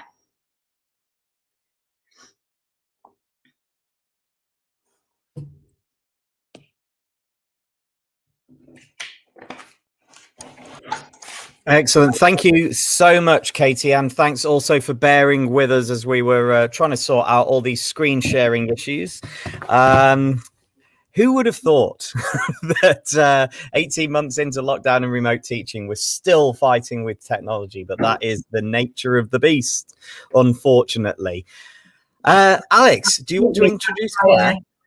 That's why I had to ask if I was on mute or not. So I totally feel your pain. It happens to me all the time. So thank you very much for that, Katie. That was really, really useful, and made lots of notes in my Teachers Love Stationery Cornell book. So thank you very much. That's really, really useful. And I liked how you're talking about kind of like sport and that sort of thing, because even then that was just pinging ideas in my head in terms of, you know, like we look at the Berlin Olympics in 1936. We also, during the Cold War, look at the Moscow Olympics and the LA Games, and kind of like how that's kind of, because quite often we say, oh, there was boycotting going on during the Cold War of kind of Olympic Games, and the kids are like, so does it really matter? And actually, you know, if we were to look at it through a geography lens and kind of communicate that through a geography lens about that kind of societies and cultures coming together, different countries and that sort of thing, I think that would probably strengthen their understanding of why it was such a kind of a contentious issue with the boycotting that took place. So thank you very, very much for that. That's really useful. So our next speaker is RE. So who we have coming up for you is Claire Hawkins, and she is an RE teacher. So she's head of RS and she's a TNL coach as well. She's lecturer of secondary RE at the University of Reading and a member of the absolutely stellar TMRS icons. So give them a follow if you're not an RE teacher. Give them a follow because they've got some cracking CPD, as does geography and does history. So I'm really excited for this one. So take it away.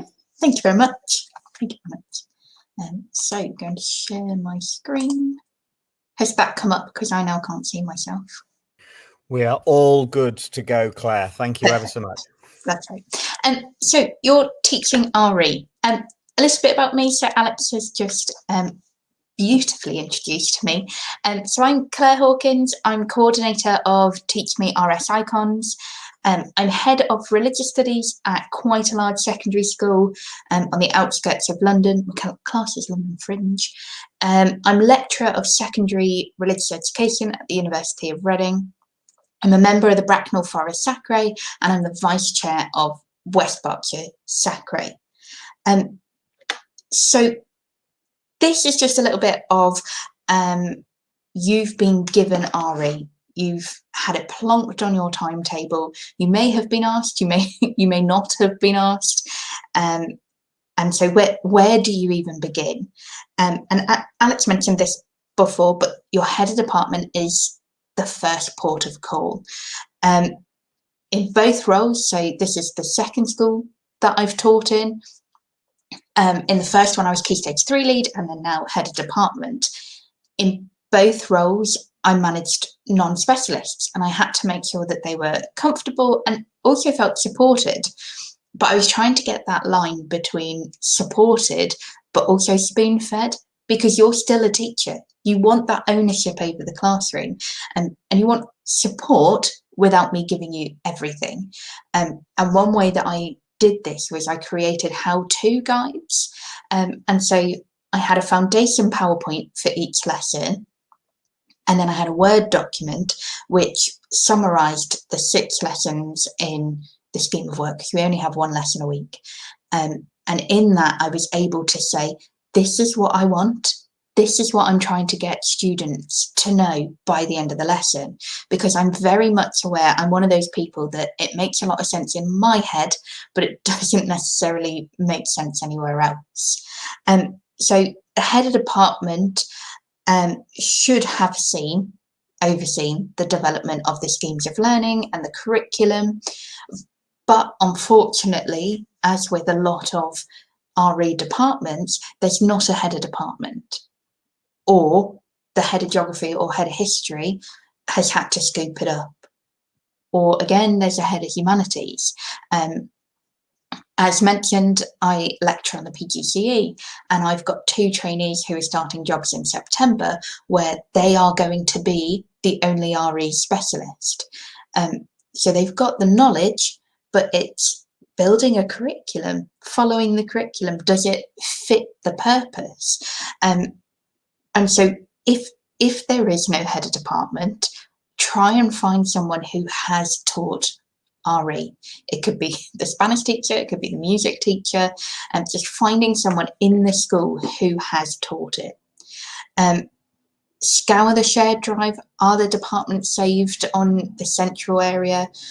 And once you get to that point and you find something that you should be teaching, then reach out on Twitter. Please reach out on Twitter. The school's website should have an idea of what they're learning. So in our school, we have our plans for year 7 and 8, and then we have the exam boards, because we have a 3-year Key Stage 4, and we have the exam boards and which specification we do. So once you know which exam board you're doing, use the websites. I know we don't want to teach to an exam, but we also need to prepare them for the exams. And the exam boards are wonderful. The websites are not just there for past papers and mark schemes. The resources that they have and that are available are brilliant. And finally, particularly for Key Stage 3, because Key Stage 4 is normally covered by GCSE, if you are not doing whole cohort GCSE, there should be some form of core RE, okay? And we are not in the national curriculum, but we are statutory, okay? Every child should be doing some form of RE up until 18. I've not lost the plot. It is up until 18, even in 6th form. They should be doing the recommended for us in our local area is 3 days per academic year in 6th form. So if you are not head of department and you are just teaching it, that is not your worry, okay? But it's just to make you aware that you could be teaching non-exam core RE.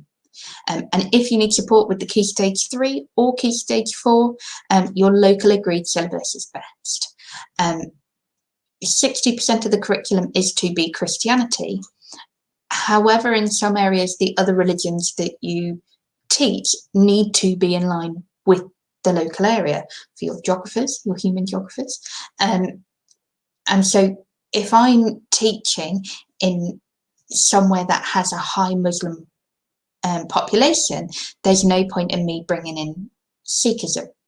And so in our local area, our 2 to teach are Hinduism and Islam. And it's really mirroring the needs of your area. And of course, that's not saying that you can't bring in Sikhism and you can't teach it. It's just prioritising those others that are local. So I've written loads of notes because I panic about things like this.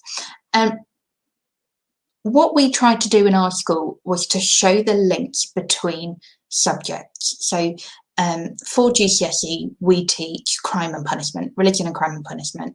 We know that history do crime and punishment as well. And we also know that English touch on it through the texts that they use. And And so we tried to create a series of CPD in-house on this is how we teach it, this is how history teach it, this is how English teach it, so that we're not reinventing the wheel, and so that we can do it from our subject specifically, and we're not having to recap and we're not having to redo the foundation. Now COVID happened and we weren't able to do it in the way that we'd hoped, but from September that is something that we are hoping to see.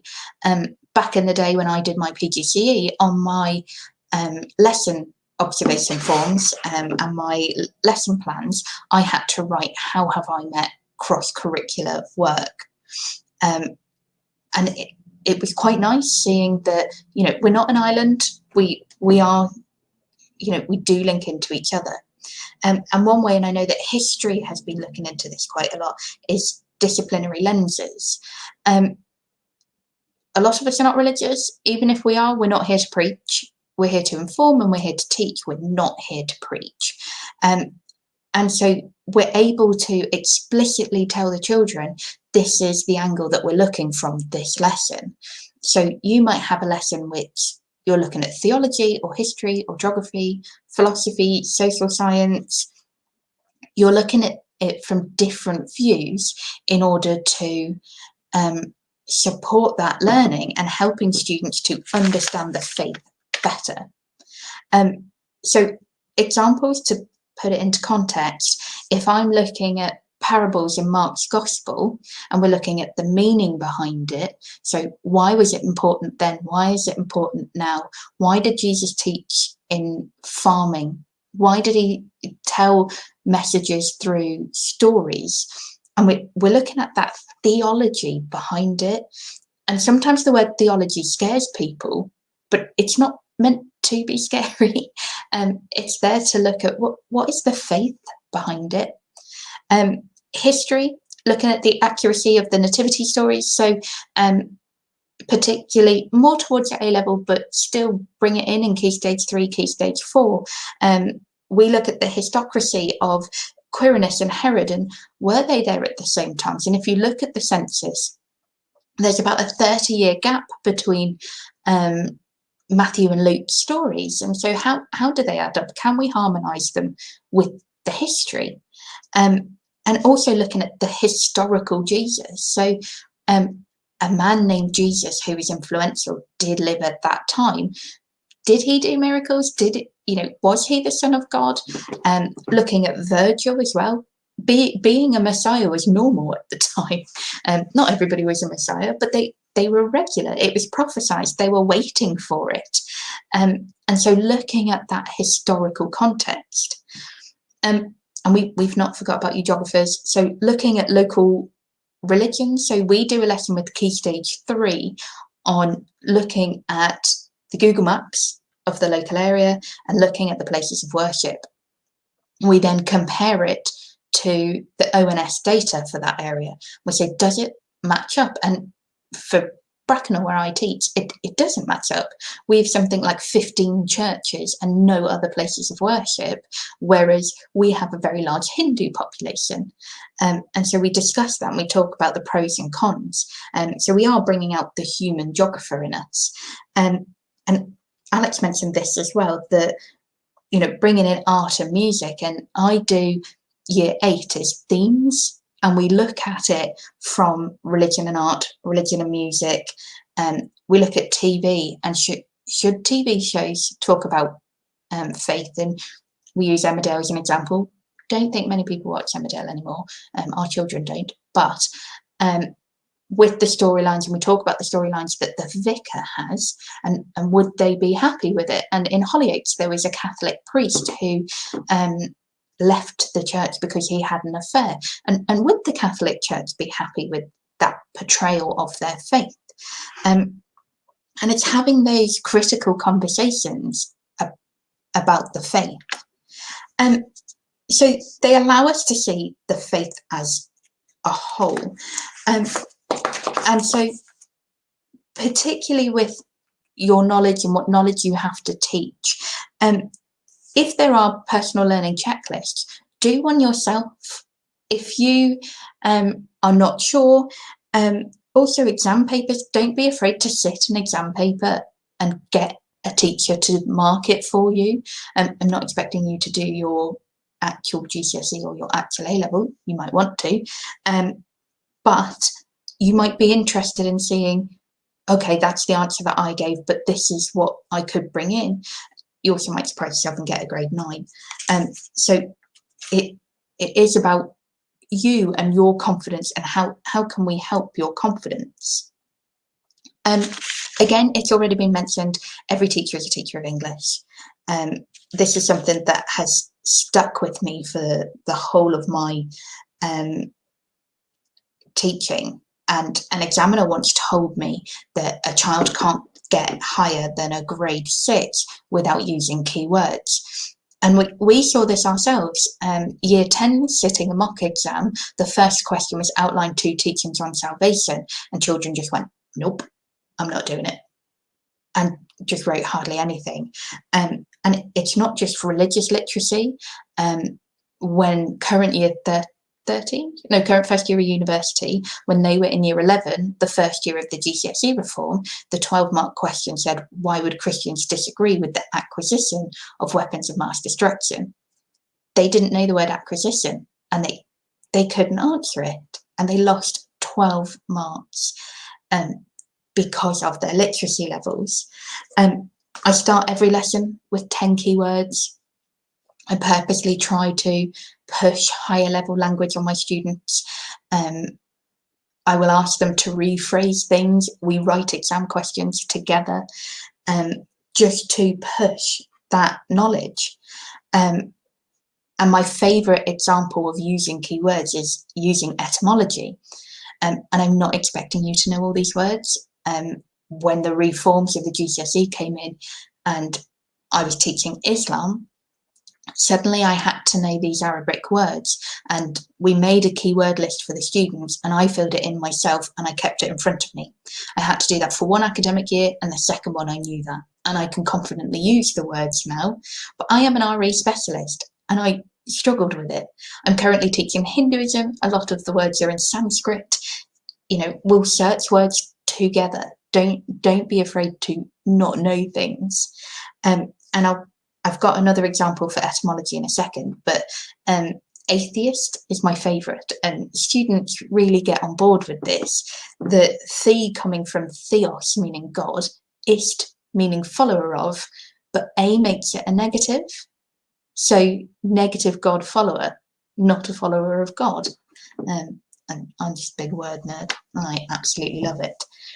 And to show you where to get the definitions for the words, I literally Googled define karma, and it brought me up Hinduism, Buddhism, and some other person's actions. And then if you click on the bit that says translations and more definitions, it shows you that origin. So it comes from Sanskrit, it's karman, meaning action and effect. And if you look at it, we use it a lot more now. So really, is it a term? Have we anglicized it? Have we westernized it? And it bring up these things with the students. You know, challenge it. Challenge the words that we use, and particularly when we are talking about faiths such as the Sikh tradition or Hinduism or Buddhism. Have we anglicized it? Have we westernized it? And so one thing that I used to shy away from, because I thought students would find it boring, was getting the Bibles out. And it's not. I'm not trying to bore them, but it has shown a deeper amount of knowledge. I was that person. My first 2 years of teaching, I was stood outside the exam hall shouting, "Don't forget, love thy neighbour."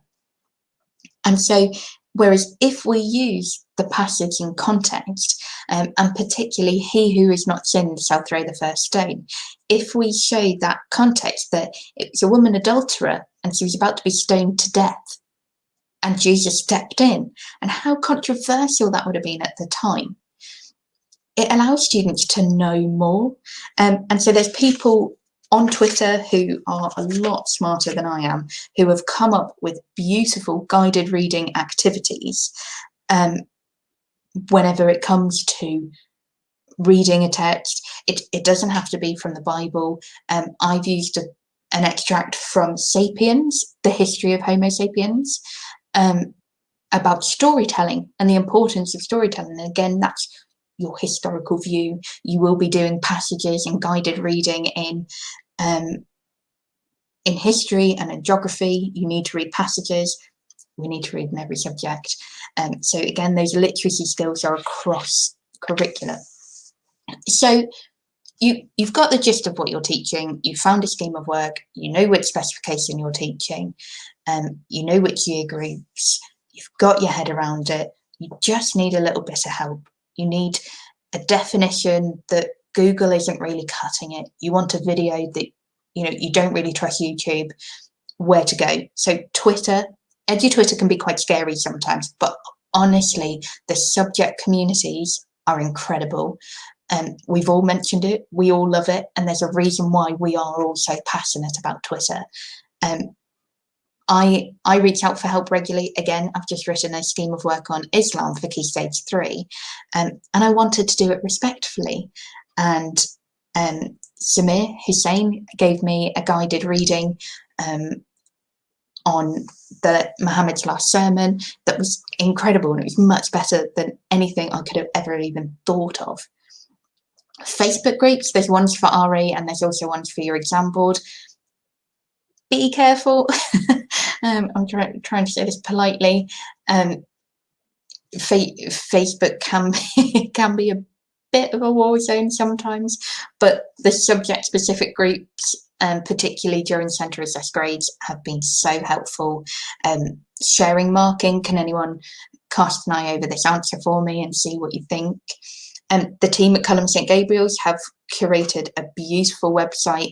There's subject knowledge essays, which if you want to read a bit about Buddhism, you can read about it from a Buddhist perspective. It's from that faith perspective. It's not someone who went to a Buddhist temple of Vihara once. It's people who actually are living these faiths that you can read. National Association of Teachers of RE memberships are available, and you get magazines and resources through. But if your school does not have the budget for it, which I'm aware some don't, on Twitter on the first Monday of every month, they do hashtag RE Chat UK, I want to say this, and it's on a different topic. But also there's local network groups where you can meet local people teaching RE in the area, you can share resources. They're really, really positive.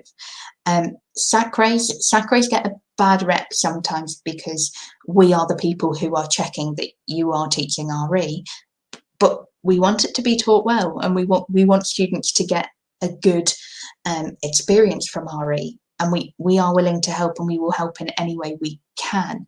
If that means coming in and sharing with you and marking with you or creating lessons with you, we are more than happy to. So what to read? There's a wonderful book by Louise Hutton and Dawn Cox called Making Every RE Lesson Count. And it's brilliant. We have bought it for every school in our local authority within the SACRE. If this is the only book you read on RE, I 100% recommend it. Equally, the introduction to, so Linda Woodhead did one on an introduction to Christianity. They're about 60 pages, they're tiny. You can read them in one sitting. I highly, highly recommend it. And there's the pages at the back, which will give you more links. And then if you want to delve a bit deeper into RE and the world of RE, there's also the book Reforming RE. My last thing I would say, Katie mentioned this in her talk, that if there's a case study on the news, yes, it's very fresh, and yes, it's good to engage students with the news, but that can be done in tutor time. It's not our subject's job, and the one thing that we are very grumpy about is reactive RE. So sadly, over the last couple of years, when there's been a terrorist attack, children have gone back in the next day to having a lesson on Islamophobia. What's that teaching our children? I was a PSHE lead, and I would fit that into tutor time, it's not an RE lesson. If we teach Islam properly, and if we teach it well and respectfully, students aren't going to need that reactive lesson on Islamophobia. Stick to the scheme of work. Don't shoehorn things in.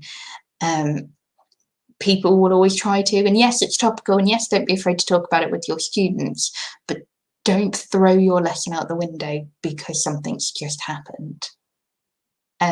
But that's everything from me.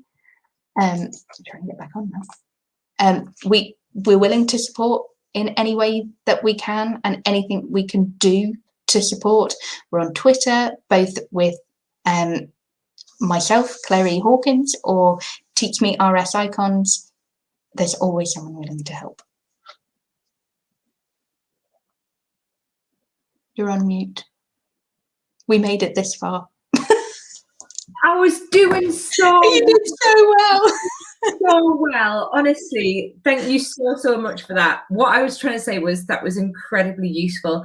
And also as a non-RE teacher, it's great to find out about the raft of kind of support there. And what I love was, you were talking about kind of vocabulary and the importance of it. Like I was in an RE lesson this week and they were talking about piety and, how it is that you bring it alive to children in terms of, well, footballers wear crucifixes, why, like that sort of thing. So it's really, really interesting how we can engage the students in the kind of the culture at the time. So, religion at the time. So thank you so much for that. So what we have got coming next is a couple of presentations from our sponsors. So we've got Wellbe, and we've also got Creative Vids coming up, and then that will be followed by a short session from Andy at Pupil Progress, who will give us a demonstration of the website. A third of new teachers leave within 5 years. School recruitment targets missed since 2012. UK teacher job satisfaction among the lowest globally, and stress and mental ill health is the #1 cause of long-term absence. And all this was before the impact, uncertainty, anxiety and added workload from COVID-19. There is a solution that will help you solve these problems and effectively tackle the causes of poor staff well-being. Introducing Wellbe. Wellbe follows an evidence-built process, which means you can easily assess the current well-being of your staff, know what to focus on for the biggest impact, track progress and capture ongoing staff feedback. As a result, your school will keep more of its staff who are happier and more engaged, improve student outcomes, and likely save £20,000 to over £100,000 annually.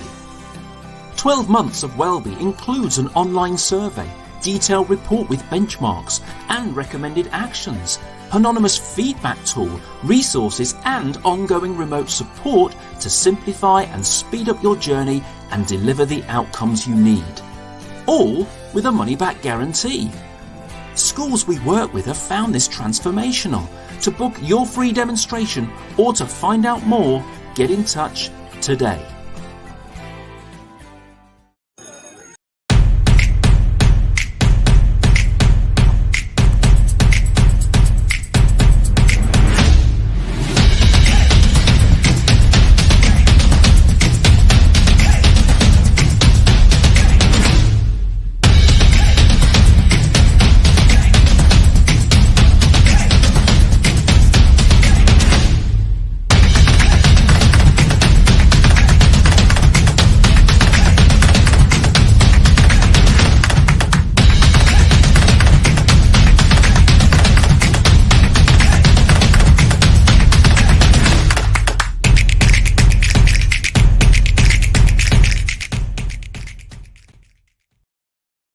And so 2 of our sponsors there, both Creative Resources and Wellbe, came in to support TMIcons sometime over the last 18 months, but supporting us for much longer than that.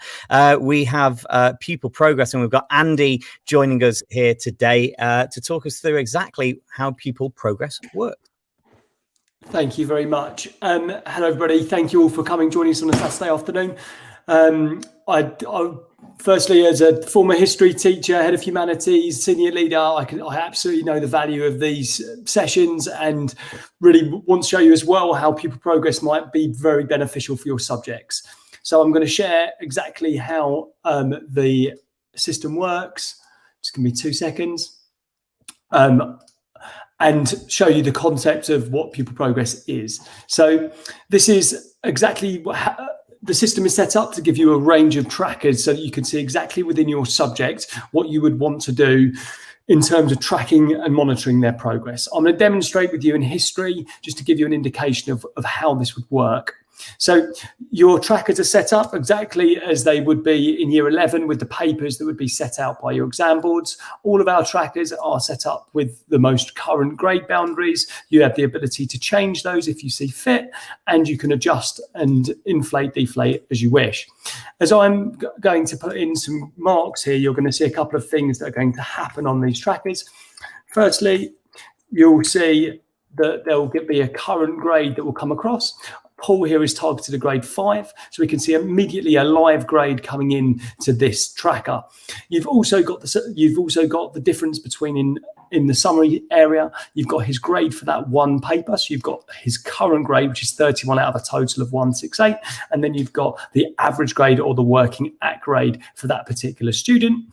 As well as you putting in this information, you immediately get some question level analysis. So as I pull across now and I fill out some information for these other 2 papers, you're going to see here that Paul will start to develop in terms of the question level analysis exactly what is going on. As I'm just going to put in some information here, you'll see how this develops. Give me 2 seconds. And we can see here that he's got a 6 in this paper, a 5 in this paper, a 5 in this paper. We've now got full AOs, that immediate level of question level analysis, alongside seeing this as well the current, the average unit grade. You get a progress score for your individual classes, and then the breakdown for where they are in the paper. Now, that's one great thing for you to be able to see that. The other idea is to be able to connect this for the students. So at any time, you're able with students to be able to illustrate exactly where they are. So we can see here, if you look at Paul, we can see in terms of exactly his minimum target grade, the current grade, and the average unit grade. We can see how many marks they are from the next grade, alongside seeing exactly where they're scoring within each of their topic areas, and the topic summaries, the percentage scores you would know as a teacher, where you particularly need to be analysing to make the most progress. You've got that breakdown there as well, exactly for where each student is within each paper. Now, if I just go back to a slightly fuller tracker here, you'll see that I've got more students in this tracker. So as I pull this together, you can see at the top here, you've got the average scores for each paper, alongside being able to illustrate the progress score for the individual group, both on a current and on an average grade. Now, one of the things you may be thinking is that whilst that's all well and good, what would be interesting would be able to see this in our own assessment structures. We are not always going to assess exactly by the exam papers. So what you're able to do at any point is to come across and you're able to add an end of topic test. So let's say here that you were looking at doing the how far question here in paper 1. You might want to add an end of topic test. You would pull this across. You'd pick this on paper 1. You would pick your 16 mark assessment. You can pick when you would like to set the test. You can add in your question level analysis. So this would come across, and then your 16 marks. You can decide if you want to shift your grade boundaries. Maybe at the beginning of year 10, it would be easier. Towards the end of year 11, you might want it to be harder. You can then go into all of your groups, and you're able to save this in here. You've also got the ability to add another paper, so you can go in and do exactly the same thing. So I was just doing history and Excel here. So you would have the ability to do this too. So I'll put in a separate paper 3, and this might be, I don't know, the Nazi mark in June. And you can decide that you want to count it towards your grade. And I'll show you how that comes together when we bring this across. So I'll save those papers into those groups. And then what you're able to do is as you come towards your own classes, I'm just going to refresh those. They'll be able to come across. Sorry, give me 2 seconds. The way that tracking will come across is that you can see here, this was the 16 mark question. Let's say Dante now at the top gets 10 out of that and John gets 12. You can see some improvements on those 7s. You'll get a scaled mark that will come together to give you the 6. Equally, if you've got here for John, you've got a scaled mark of an 8, the 8 and the 6 coming across to give you a 7. You can also add in those extra papers so that you've got some real detail on exactly where those students are to give you a comparison. And then that in itself, as that develops and then gives you the live scores within each of those papers, you get the average grades coming across. And that again is reflected in their reports. So you've got the ability to be able to show a really clear identification of where they are. You can also illustrate this within their reports. So you've got exactly the progress structure. So we can see here, there's the 16 mark assessment. So the 8 and the 6 coming together to give a 7. And we can see here the 2 6s. So maybe a development of the progress that's in place. I just want to show you as well, within every tracker, you've also got the ability to be able to kind of get live analytics. And that's where the difference comes across with maybe using some of the tools that maybe in schools at the moment, like a Cicero or 4 Matrix. You've got the ability here to be able to pull the data at any time, see where your subgroups are. So you can pull subject analysis for your subject areas and you'll get this feedback live for any particular groups. You can see what your average scores are within each group, your average unit grades against the minimum target grades, your progress grades, the way that the progress breaks down per students, how many students are on which grade and whether they've hit your percent, so what percentage you're on and whether they've hit your overall percentage. And then you've got the breakdown in terms of your subgroups. So you can really delve down to look and identify progress as well as seeing gaps that will identify that. Right, a lot of information there. I'm just going to quickly just pop over to show you the website. Everybody's available to use it up until August for completely free. You can create your own account here. Please have a look at pupilprogress.com. It'd be great to get you signed up and get you involved. So thanks very much for your time.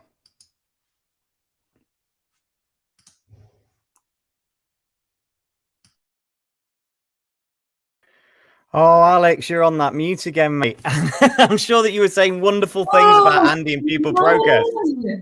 Twice. Oh, I feel like me mum. So thank you so much for that, Andy. Really, really useful demonstration. And thank you as well that we've got the opportunity to kind of give it a go as well, so that we have a chance to like see all the wonderful features and have a play around with all that data, particularly because, you know, year 10 and end of year assessments and year 12 assessments will be taking place at the moment. So it gives us a good idea of kind of what we can do and how powerful this resource is. So thank you so much for that. And thank you for the support of Icons as always. Big hug. Lovely. Thank you so much for your time. Appreciate it. Cheers. Bye now. So up next, we have a question and answer session, and this is involving Tom Patterson. So you may or may not have heard of Tom Patterson. So Tom Patterson is the Director of Humanities. He is someone who has a lot of experience in terms of that as well. He is a subject leader, faculty director. He's curator of #HisTV, so History TV, His TV, and co-editor of History How-Tos as well, which is really kind of good in terms of this humanities teaching, that subject pedagogical craft, like how do you use metacognition within history. So I do recommend going to that site, and also it has to be said, King of the Freya model as well. So absolute King of the Freya model.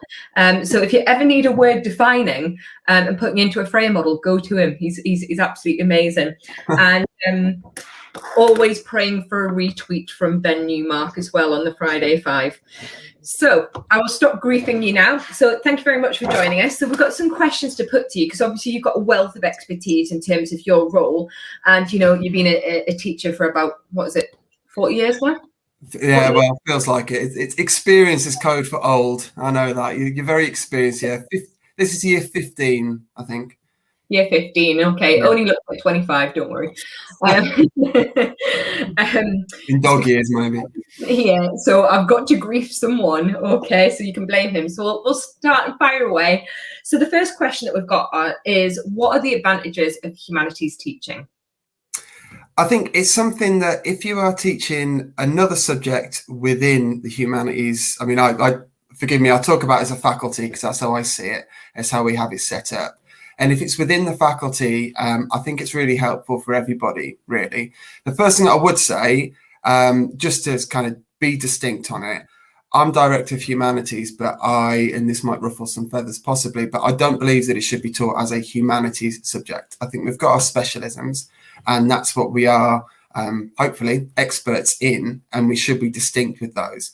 But so long as we're clear on that, there's lots of advantages to teaching other subjects within the humanities field. I taught RE for, I think, 10 out of my 15 years. I would teach some form of RE at the same time. And I found it really beneficial because even if you go away from the academic kind of subject level, seeing other students in a different setting, studying a different lesson, can actually really help with your relationships with them. That might be that you teach them RE in year 7 and you don't teach them, say, geography until year 9. You've got that knowledge of what that student can do, their behaviour, how they fit in different groups, and it can be really beneficial that way. But more in terms of from a subject specialist point of view, and in terms of the student's progress, you can appreciate and get an understanding of both what's being taught in the other humanities subjects and also when it's being taught. And that can really help you because it enhances your knowledge when you come to teaching your own specialism of those students. And that just helps you, I think, better sort of tweak your delivery to build on what's been done in other subjects or add to it. And something which has become increasingly important, I know that a lot of chat around education, the idea of misconceptions and identifying misconceptions, the best way of almost preempting misconceptions or addressing them is actually to be teaching other subjects, particularly within humanities, because you can see how those misconceptions form when they then apply those to your own subject. So it's really, really beneficial. And I think the relationship between those subjects, it can only help you. If, for example, you're teaching RE and you are a history teacher, by studying and teaching and delivering, studying, say, Judaism, when you then come to teaching those students about anti-Semitism, maybe even doing the show, the Holocaust, it is beneficial because you can see that, in this case, the spiritual side, the theological arguments and how they fit in to how those different historical perspectives are reached. Similarly, one that I've found really useful over the past couple of years in my current school is the geography department covering Russia. And there, even just a geographical aspect of Russia and how big it is and how difficult it is to make those communications around the subject. When you then cover Russia in the Russian Revolution or the Cold War, you realize that the kids have that perspective and you can borrow it. I've even gone so far as using the same map that they've used in geography to introduce them to Russia. And they've then got that familiarity, especially something like the Russian Revolution, which can be quite complex for the kids to get to grips with. Just seeing reflected of, I've seen this before, and it gives them that engagement and access and perhaps takes away some of the concerns that they might have about tackling that kind of a subject. Yeah, it's almost like the skeleton and then you're adding kind of further flesh to it. So they've got something to hang their knowledge on because that's already kind of there. And I totally agree in terms of Judaism, and say if you're teaching the Holocaust, then you could make links to geography in terms of migration. Yeah. So why it is at certain points was migration of populations. So it's really, really great. And it's great to hear the example of how you use Russia and the Russian Revolution, because I think you're right that children don't grasp the extent of the time zones, the geographical mass, the different tundra in different areas, why stuff is kind of on one side of the Ural Mountains. And, I think that's a really kind of strong link to make. And I love how you're kind of using those kind of almost like, do you remember, it's almost like that retrieval and that commonality, that interdisciplinary thing. So with that then, how can you kind of perhaps that good practice that you're talking about there, you mentioned the good practice of kind of using the same maps and that sort of thing. How can you share that within a humanities department to support all teachers to be able to teach either geography or history or whatever? I mean, it is something that needs to be led. So obviously I'm fortunate in my school, we have the format of having I'm head of history, but I'm also director of humanities. So I oversee it. And my approach with that a lot is having periodic meetings. Now, there's no reason why in a school that doesn't have somebody overseeing it, the heads of department get their heads together and take some department time, maybe once a term, doesn't have to be like every week, but to have a shared meeting. And it's a really nice opportunity. Even what might seem like fairly simple things like sitting around, bring your books, bring your year 9 books, and have RS teachers, geography teachers and history teachers looking at what the kids are doing and talking a colleague through the books, that what it looks like, and having that experience. So that's one way that can work. We've found it really beneficial. Another one, and this is an example of where we can make use of what we learned from remote teaching. One of the positive benefits of remote is that we are, I think most of us at least, have got over the awkwardness of seeing ourselves recorded teaching and seeing ourselves on a screen. So, you know, in the way that we learn as teachers, there's nothing to stop a lesson that might be being delivered by others, by a non-specialist. There's nothing to stop you. So in my example, if I were to have a non-specialist teaching history, I might record myself teaching that lesson and then share it with them so they can see how I approached it and have a conversation, or even little things like, you know, this topic's coming up, a quick Loom video just to say, here's some of the misconceptions. This is a way that you might want to teach it.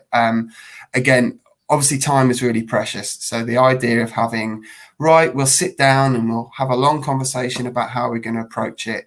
Realistically, when you are a non-specialist, you are always going to view that subject as secondary. In an ideal world, we wouldn't. And obviously, from my point of view, I wish people wouldn't, but you have to be a realist about it. And I think that helps in our approach. So as a subject lead or as somebody within the department, that sharing culture, you need to recognize that the person who's going to be delivering that lesson won't have read 2 or 3 books on, you know, won't have maybe read, you know, the text for that specific area. Yeah. That said, a really good approach would be, for example, if you are a teacher who is going to be teaching some geography as well as history, you know, read Tim Marshall, read Prisons of Geography, and as a head of department, you can lead that and say, look, this is a book that will help you with your own teaching anyway. There's so much good stuff. I mean, probably people have been running a book on at what point in this I'll mention Silk Roads, but Silk Roads is a really good example of the fact that when you look at it, when you look at the illustrated Silk Roads book, Frankopan, the first thing he does is say, here is a map of the ancient world, compare it with a map of the modern world. So really, once you get up to that higher academic level, which is where we're hoping to challenge and push our students, the kind of, if you forgive the pun, the borders between the subjects start to break down a little bit anyway. And as long as we're aware of maintaining our subject specialism and we're aware of the distinctions between, I think that's really important. And again, I do think there is a big role here for the subject lead, head of department, whatever you want to call it, to be really clear to whoever is delivering the lessons.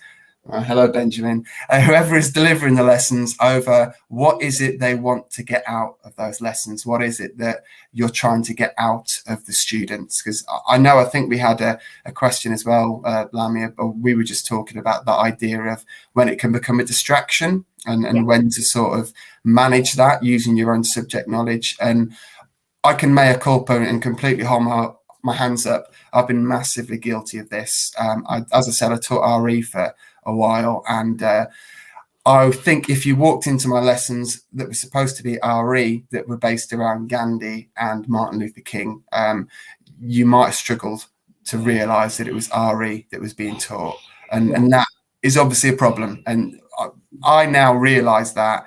And so really it needs to be really clear to the practitioner, look, this is what we're hoping for the kids to get, this is what our aim is. And obviously something that we've become much more aware of in education, thankfully, is that cognitive overload. So if we are trying to, if you are trying to actually, get your point across and you're mixing it in with stuff, tangents from history or geography, whatever that might be, you need to be aware of that. And again, that's something which in a good scheme of work should kind of guard against it. Hopefully. Yeah, absolutely. I think you're right about, the opportunity to watch videos. Hi, Benji. Still in the show, as always. So with this, I think you're right. terms of if we don't kind of have like videos, if we don't allow for peer observations and that sort of thing, then it can be like on the Great British Bake Off, where it's the blind challenge, where you'll find out about like, say, like pastry items. Incredible. Does that fit in history, RE, or geography? Everything. I think it's that thing, you know, it's like the blind challenge on Bake Off, you know, where you could find out about like this item that you've never heard of before. You give them the ingredients, how do they go together? And sometimes having written instructions doesn't bring it to life, and actually you need to see that happening. So I think you're absolutely kind of right on that. And also as well, kind of key text that, you know, it would be great to hear, you know, if there were humanities departments that were kind of reading a text together, like a book together, just so they can kind of pull out like different strands and that sort of thing. So you've already kind of hinted on that. So let's kind of name the elephant in the room and kind of, you know, deconstruct that then. So there could be the potential that you may allow your own subject discipline to dominate. So how then can we make use of our expertise from our subject, but without it being a distraction, without it dominating? Because you've got to be, you know, if you're timetabled RE, you are delivering RE, you've got to show that passion for RE. How do we do that?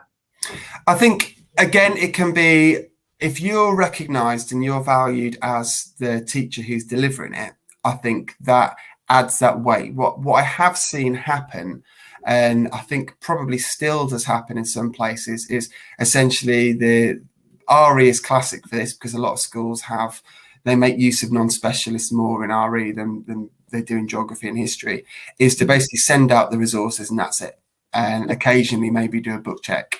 And I don't think that's fair on the teacher, because as with anything, if you're going to invest time in trying to, you know, teach the lessons the best you can, then you want a bit of recognition for that. And I feel that as a teacher teaching a subject that is outside your specialism, I think in those are supportive. I'm not talking learning walks, lesson obs. I'm not going down, you know, that Pandora's box will stay closed, but that supportive aspect from the department itself. And that includes things like having the minutes of department meetings shared with you if you couldn't attend them. I think if you are a teacher of, let's say you're teaching Year 8 geography, you should have the curriculum map for Key Stage 3 of all geography. Have a conversation about it so you know what the grand plan is, rather than the idea that you are essentially filler to fill out the timetable. And I hate these conversations. Progression model over time. So how your teaching pulls on what's been taught before and contributes, and I guess it's part of helping them to realise that vision as well. Completely, and that idea of them buying into it. And I think something which, and again, it's a question of time, but where there is an opportunity, something that I've been using in my own department, and I've now got geography and RS buying into it, is we have a thing that we aim for stretching the kids. We call it Rewards for the Curious. So we send out for each unit that we're teaching, you know, here's a book or an article that we recommend you read, here's a podcast, and here's a documentary. Well, what I am doing is a non-specialist teaching history. I'm directing them to that and saying, look, you know, this is going to be coming up. You're teaching this unit. Have a read of this book and let's chat about it and let's make time for that. Save them the admin stuff, organise a homework for them, try and centralise that, try and take away. I'd rather the limited time that non-specialists are dedicating to teaching a subject outside their comfort zone, I'd much rather that be spent with them reading about that subject, rather than, you know, lots of lesson planning and lots of resourcing themselves. So, you know, make it easy for them, and generally teachers will repay you. Yeah, I think you're absolutely right. Take away the unnecessary admin and that sort of side. Instead, just get them to know the stuff and to love the stuff and be confident with it, because, you know, it could be quite daunting, because we've all been subject to a timetable change where you look down and you're like, suddenly I'm teaching PE and English and food technology. So it's interesting how you've got to kind of prepare for those moments, and you've got to be agile, and how as a kind of how we can prepare people for those situations and kind of not panic and be like, actually, this can be broken down and actually it's achievable. And I think you're absolutely right that therefore the role of the HOD is to kind of make sure that you are doing what you can to support them in becoming specialists in that subject area. So with that then, what would you say are the top tips as a humanities director? If someone was looking at becoming or is currently a humanities director, what would your top tips be? I think humility, and what I mean by that is that I am not an expert in geography and I'm not an expert in RS. So I am dealing with, I'm very lucky, I've got two absolutely exceptional subject leads in geography and RS. But I recognise that they are the expert in their subject. So I'm not going to direct them in their subject in terms of this is what you have to do. I'm a facilitator and I'm there. It shouldn't be one-way traffic. It shouldn't be you directing them and telling them what to do. It should actually be more the other way around, where they are, what can I do to support them and help them? And one of the things when you're leading humanities department is it's seeing the opportunities. So things like, you know, we regularly have timetable sessions where I sit down with the other two subject leads in humanities and we look at sequencing and when is certain aspects being taught in the different subjects. Should we change that? Could we change that? Something that I'm got planned in the next couple of weeks actually is to sit down with my RS lead, because I'm not really that happy with how we teach Holocaust. And to talk to her and see how do they approach it when they cover Judaism, how would that fit with the sequencing, what can we learn from how they do it, etc. So I think that idea of recognizing when something's been touched upon elsewhere, it's also a good idea. Now this might sound silly because I'm focused on humanities, but for my position as head of humanities, in the model lots of schools have, and I think they should if they don't complain, is that you should be kind of an equivalent to the head of English, the faculty lead for maths, the faculty lead for science, and talk to them. So, and I know there'll probably be, I'm pretty confident there'll be some RE teachers nodding along if I mention the boy in the striped pajamas. And I know in history we have that issue where things it's fictional things are done in English. I've no complaints with that, or private peaceful, but we need to know when they're teaching them and we can support each other. So, you know, that aspect is something that from overseeing humanities, you can make those links with other subjects as well. I think there is opportunities when bringing together of looking where efficiencies can be made. And I don't mean job cuts, as that word is sometimes used. I mean, are there common ground? And particularly I'm thinking here, and you've already alluded to it, so no surprise here, but vocabulary. Identifying where vocabulary is used in different ways within humanities, and can we preempt that and address that?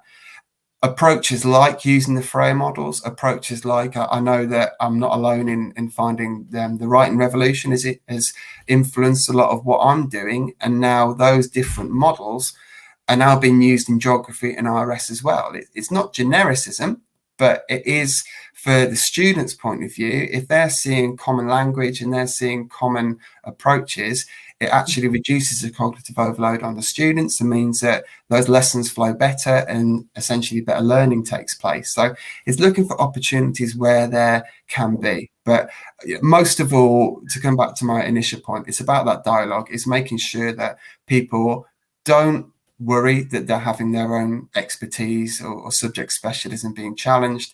It's about having that conversation going on and being quite open to the fact that you may have visions. And I remember when I first took the job as Director of Humanities, I had an idea that, oh, brilliant, we'll have a term where everyone will do China and we'll teach Chinese history, RS will look at philosophy. And it didn't happen because you're treading on too many toes. And I think you need to be aware of the environment, and everybody will value their subject above all others because that's how we're made and how we should. And so it's managing those potential conflicts, I think. Yeah, I think it's that thing, like, I think in the past there has been that temptation to kind of do themes, like that sort of thing. Whereas actually you need to stay true to your progression model, because in the end, that's what your vision is. Where can you strengthen? And I think you're right in terms of language, not only where there's commonality, but where there's kind of slight difference as well. So source and RE means something different to history. So actually holding them up side by side and being like, look, here's a tier 2 word. This is what it means here. Not to confuse it with this, and little joke, and in DT source is a completely different thing. Sorry. But yeah, I think you're right that we've got to kind of sit down and kind of map where this kind of commonality takes place and where there's the opportunity to strengthen that schema and also pull in the other subjects as well. So say like war poetry in year 10 English, well, we do history of medicine and we do Wilfred Owen and gas attacks. Yeah. So if we're delivering that, how can we link to war poetry, which is, you know, he talks about gas attacks. It's just such a purposeful link. And so my final question would be, and this one's from Andy Sweet, is where has collaboration across humanities been at its best? It's a really, really good question. I think it really is. In terms of collaboration, again, I don't feel that trying to do all subjects at once works. So where we have tended to find that the collaboration works is having those conversations about what's going on and sequencing. I think sequencing has been the most valuable way of looking at when things are taught, because particularly with the aspects of misconceptions or misunderstandings, we are able to target that better across our subjects. And that collaboration comes from within different members of the different teams and supporting each other. And I think, I know that, you know, resourcing is always an issue where, again, we all follow a booklet model, which I'm not, you know, I like it. And I know that, you know, I heard from Claire before about booklets and the value of them. I'm not saying they're the only way to teach, but again, that word commonality is quite helpful. So one thing that I will always do is make the other members of humanities, they get the booklet and they can have a look at it. Even if they're not teaching it, I have a look at what the geography booklet is, what the RS booklet is, and then we can see where there are commonalities and where there are areas of preempting those possible clashes. But obviously the most important collaboration there can possibly be in humanities, and it seems like a long time ago at the moment, but hopefully it will come back again, which is trips. And you can beat it, because when you know what they're doing, I cannot wait to resurrect my Berlin trip. It's 2 years since I've been to Berlin, and I've got itchy feet. But you know, last time we went, I had the geography teacher came along. I've had an RS teacher along, and those perspectives are fantastic, because obviously, given the subject matter that we're engaging in Berlin, there's plenty of scope and opportunities there. And just the same way, you know, if there are opportunities with geography trips and our RS trips for history teachers or vice versa to go along, that's really nice, and that also builds a sense of team, and I think that's important. If you are, you know, the humanities should be sticking together, and if I could get rid of anything, I would get rid of geography and history being a choice. If I had my way, I would want geography, history and RS to be taught compulsorily, maybe not examined, but compulsorily up until the age of 18. I think they're really important and they go hand in hand. So certainly, I know we're all guilty of making the jokes about, you know, geographers are just about colouring in, that sort of thing, but some of them do more than that. And I think that it's important that we see each other as sort of allies in what we're trying to do, rather than as, I know it can be in some schools seen as a bit of an arms race or based around options. Yeah, the EBAC arms race, which is always kind of a tense moment. But I just want to say thank you so much for joining us today, Tom, and to Benji for joining us as well, because he's brought great to my day, T-Rex included. Yeah. Thank you so much. It's been so nice to have just a chat about what are the kind of key things within it, how you can prepare for it, including leadership, but also kind of if you're early to kind of humanities teaching. And we really appreciate you giving up the time, because I know that you've had a busy morning as well. If anyone wants to, obviously the Twitter handles there and stuff, if anyone else got any questions or wants to follow up on anything, feel free, just give us a shout and I'll get back to you. Yeah, and if you are someone who isn't a history specialist, even if you are a history specialist, don't forget to go on Tom's profile, because he's got the link to his Freya models, but also his TV. So, you know, you can see that content being delivered, how you would explain it, the modeling, and the history how-tos as well, which kind of link to that in terms of how you can teach source analysis and interpretations. And I know that there are kind of subject kind of sheets going around, like the Crusades, and that's happening in RE and geography as well. So the more sharing that we do, the stronger that we are as educators in the end. Our sole purpose of being in teaching, our vocation, is that we want the best for the children, and this will mean that it's the best for the children, and they can only benefit from our collaboration. but I can't promise that I will stop telling geography jokes. But, you know, I'll at least kind of apologise afterwards. This is it. Thank you very much, Tom. No worries. Cheers, Alex. Thank you. Thank you.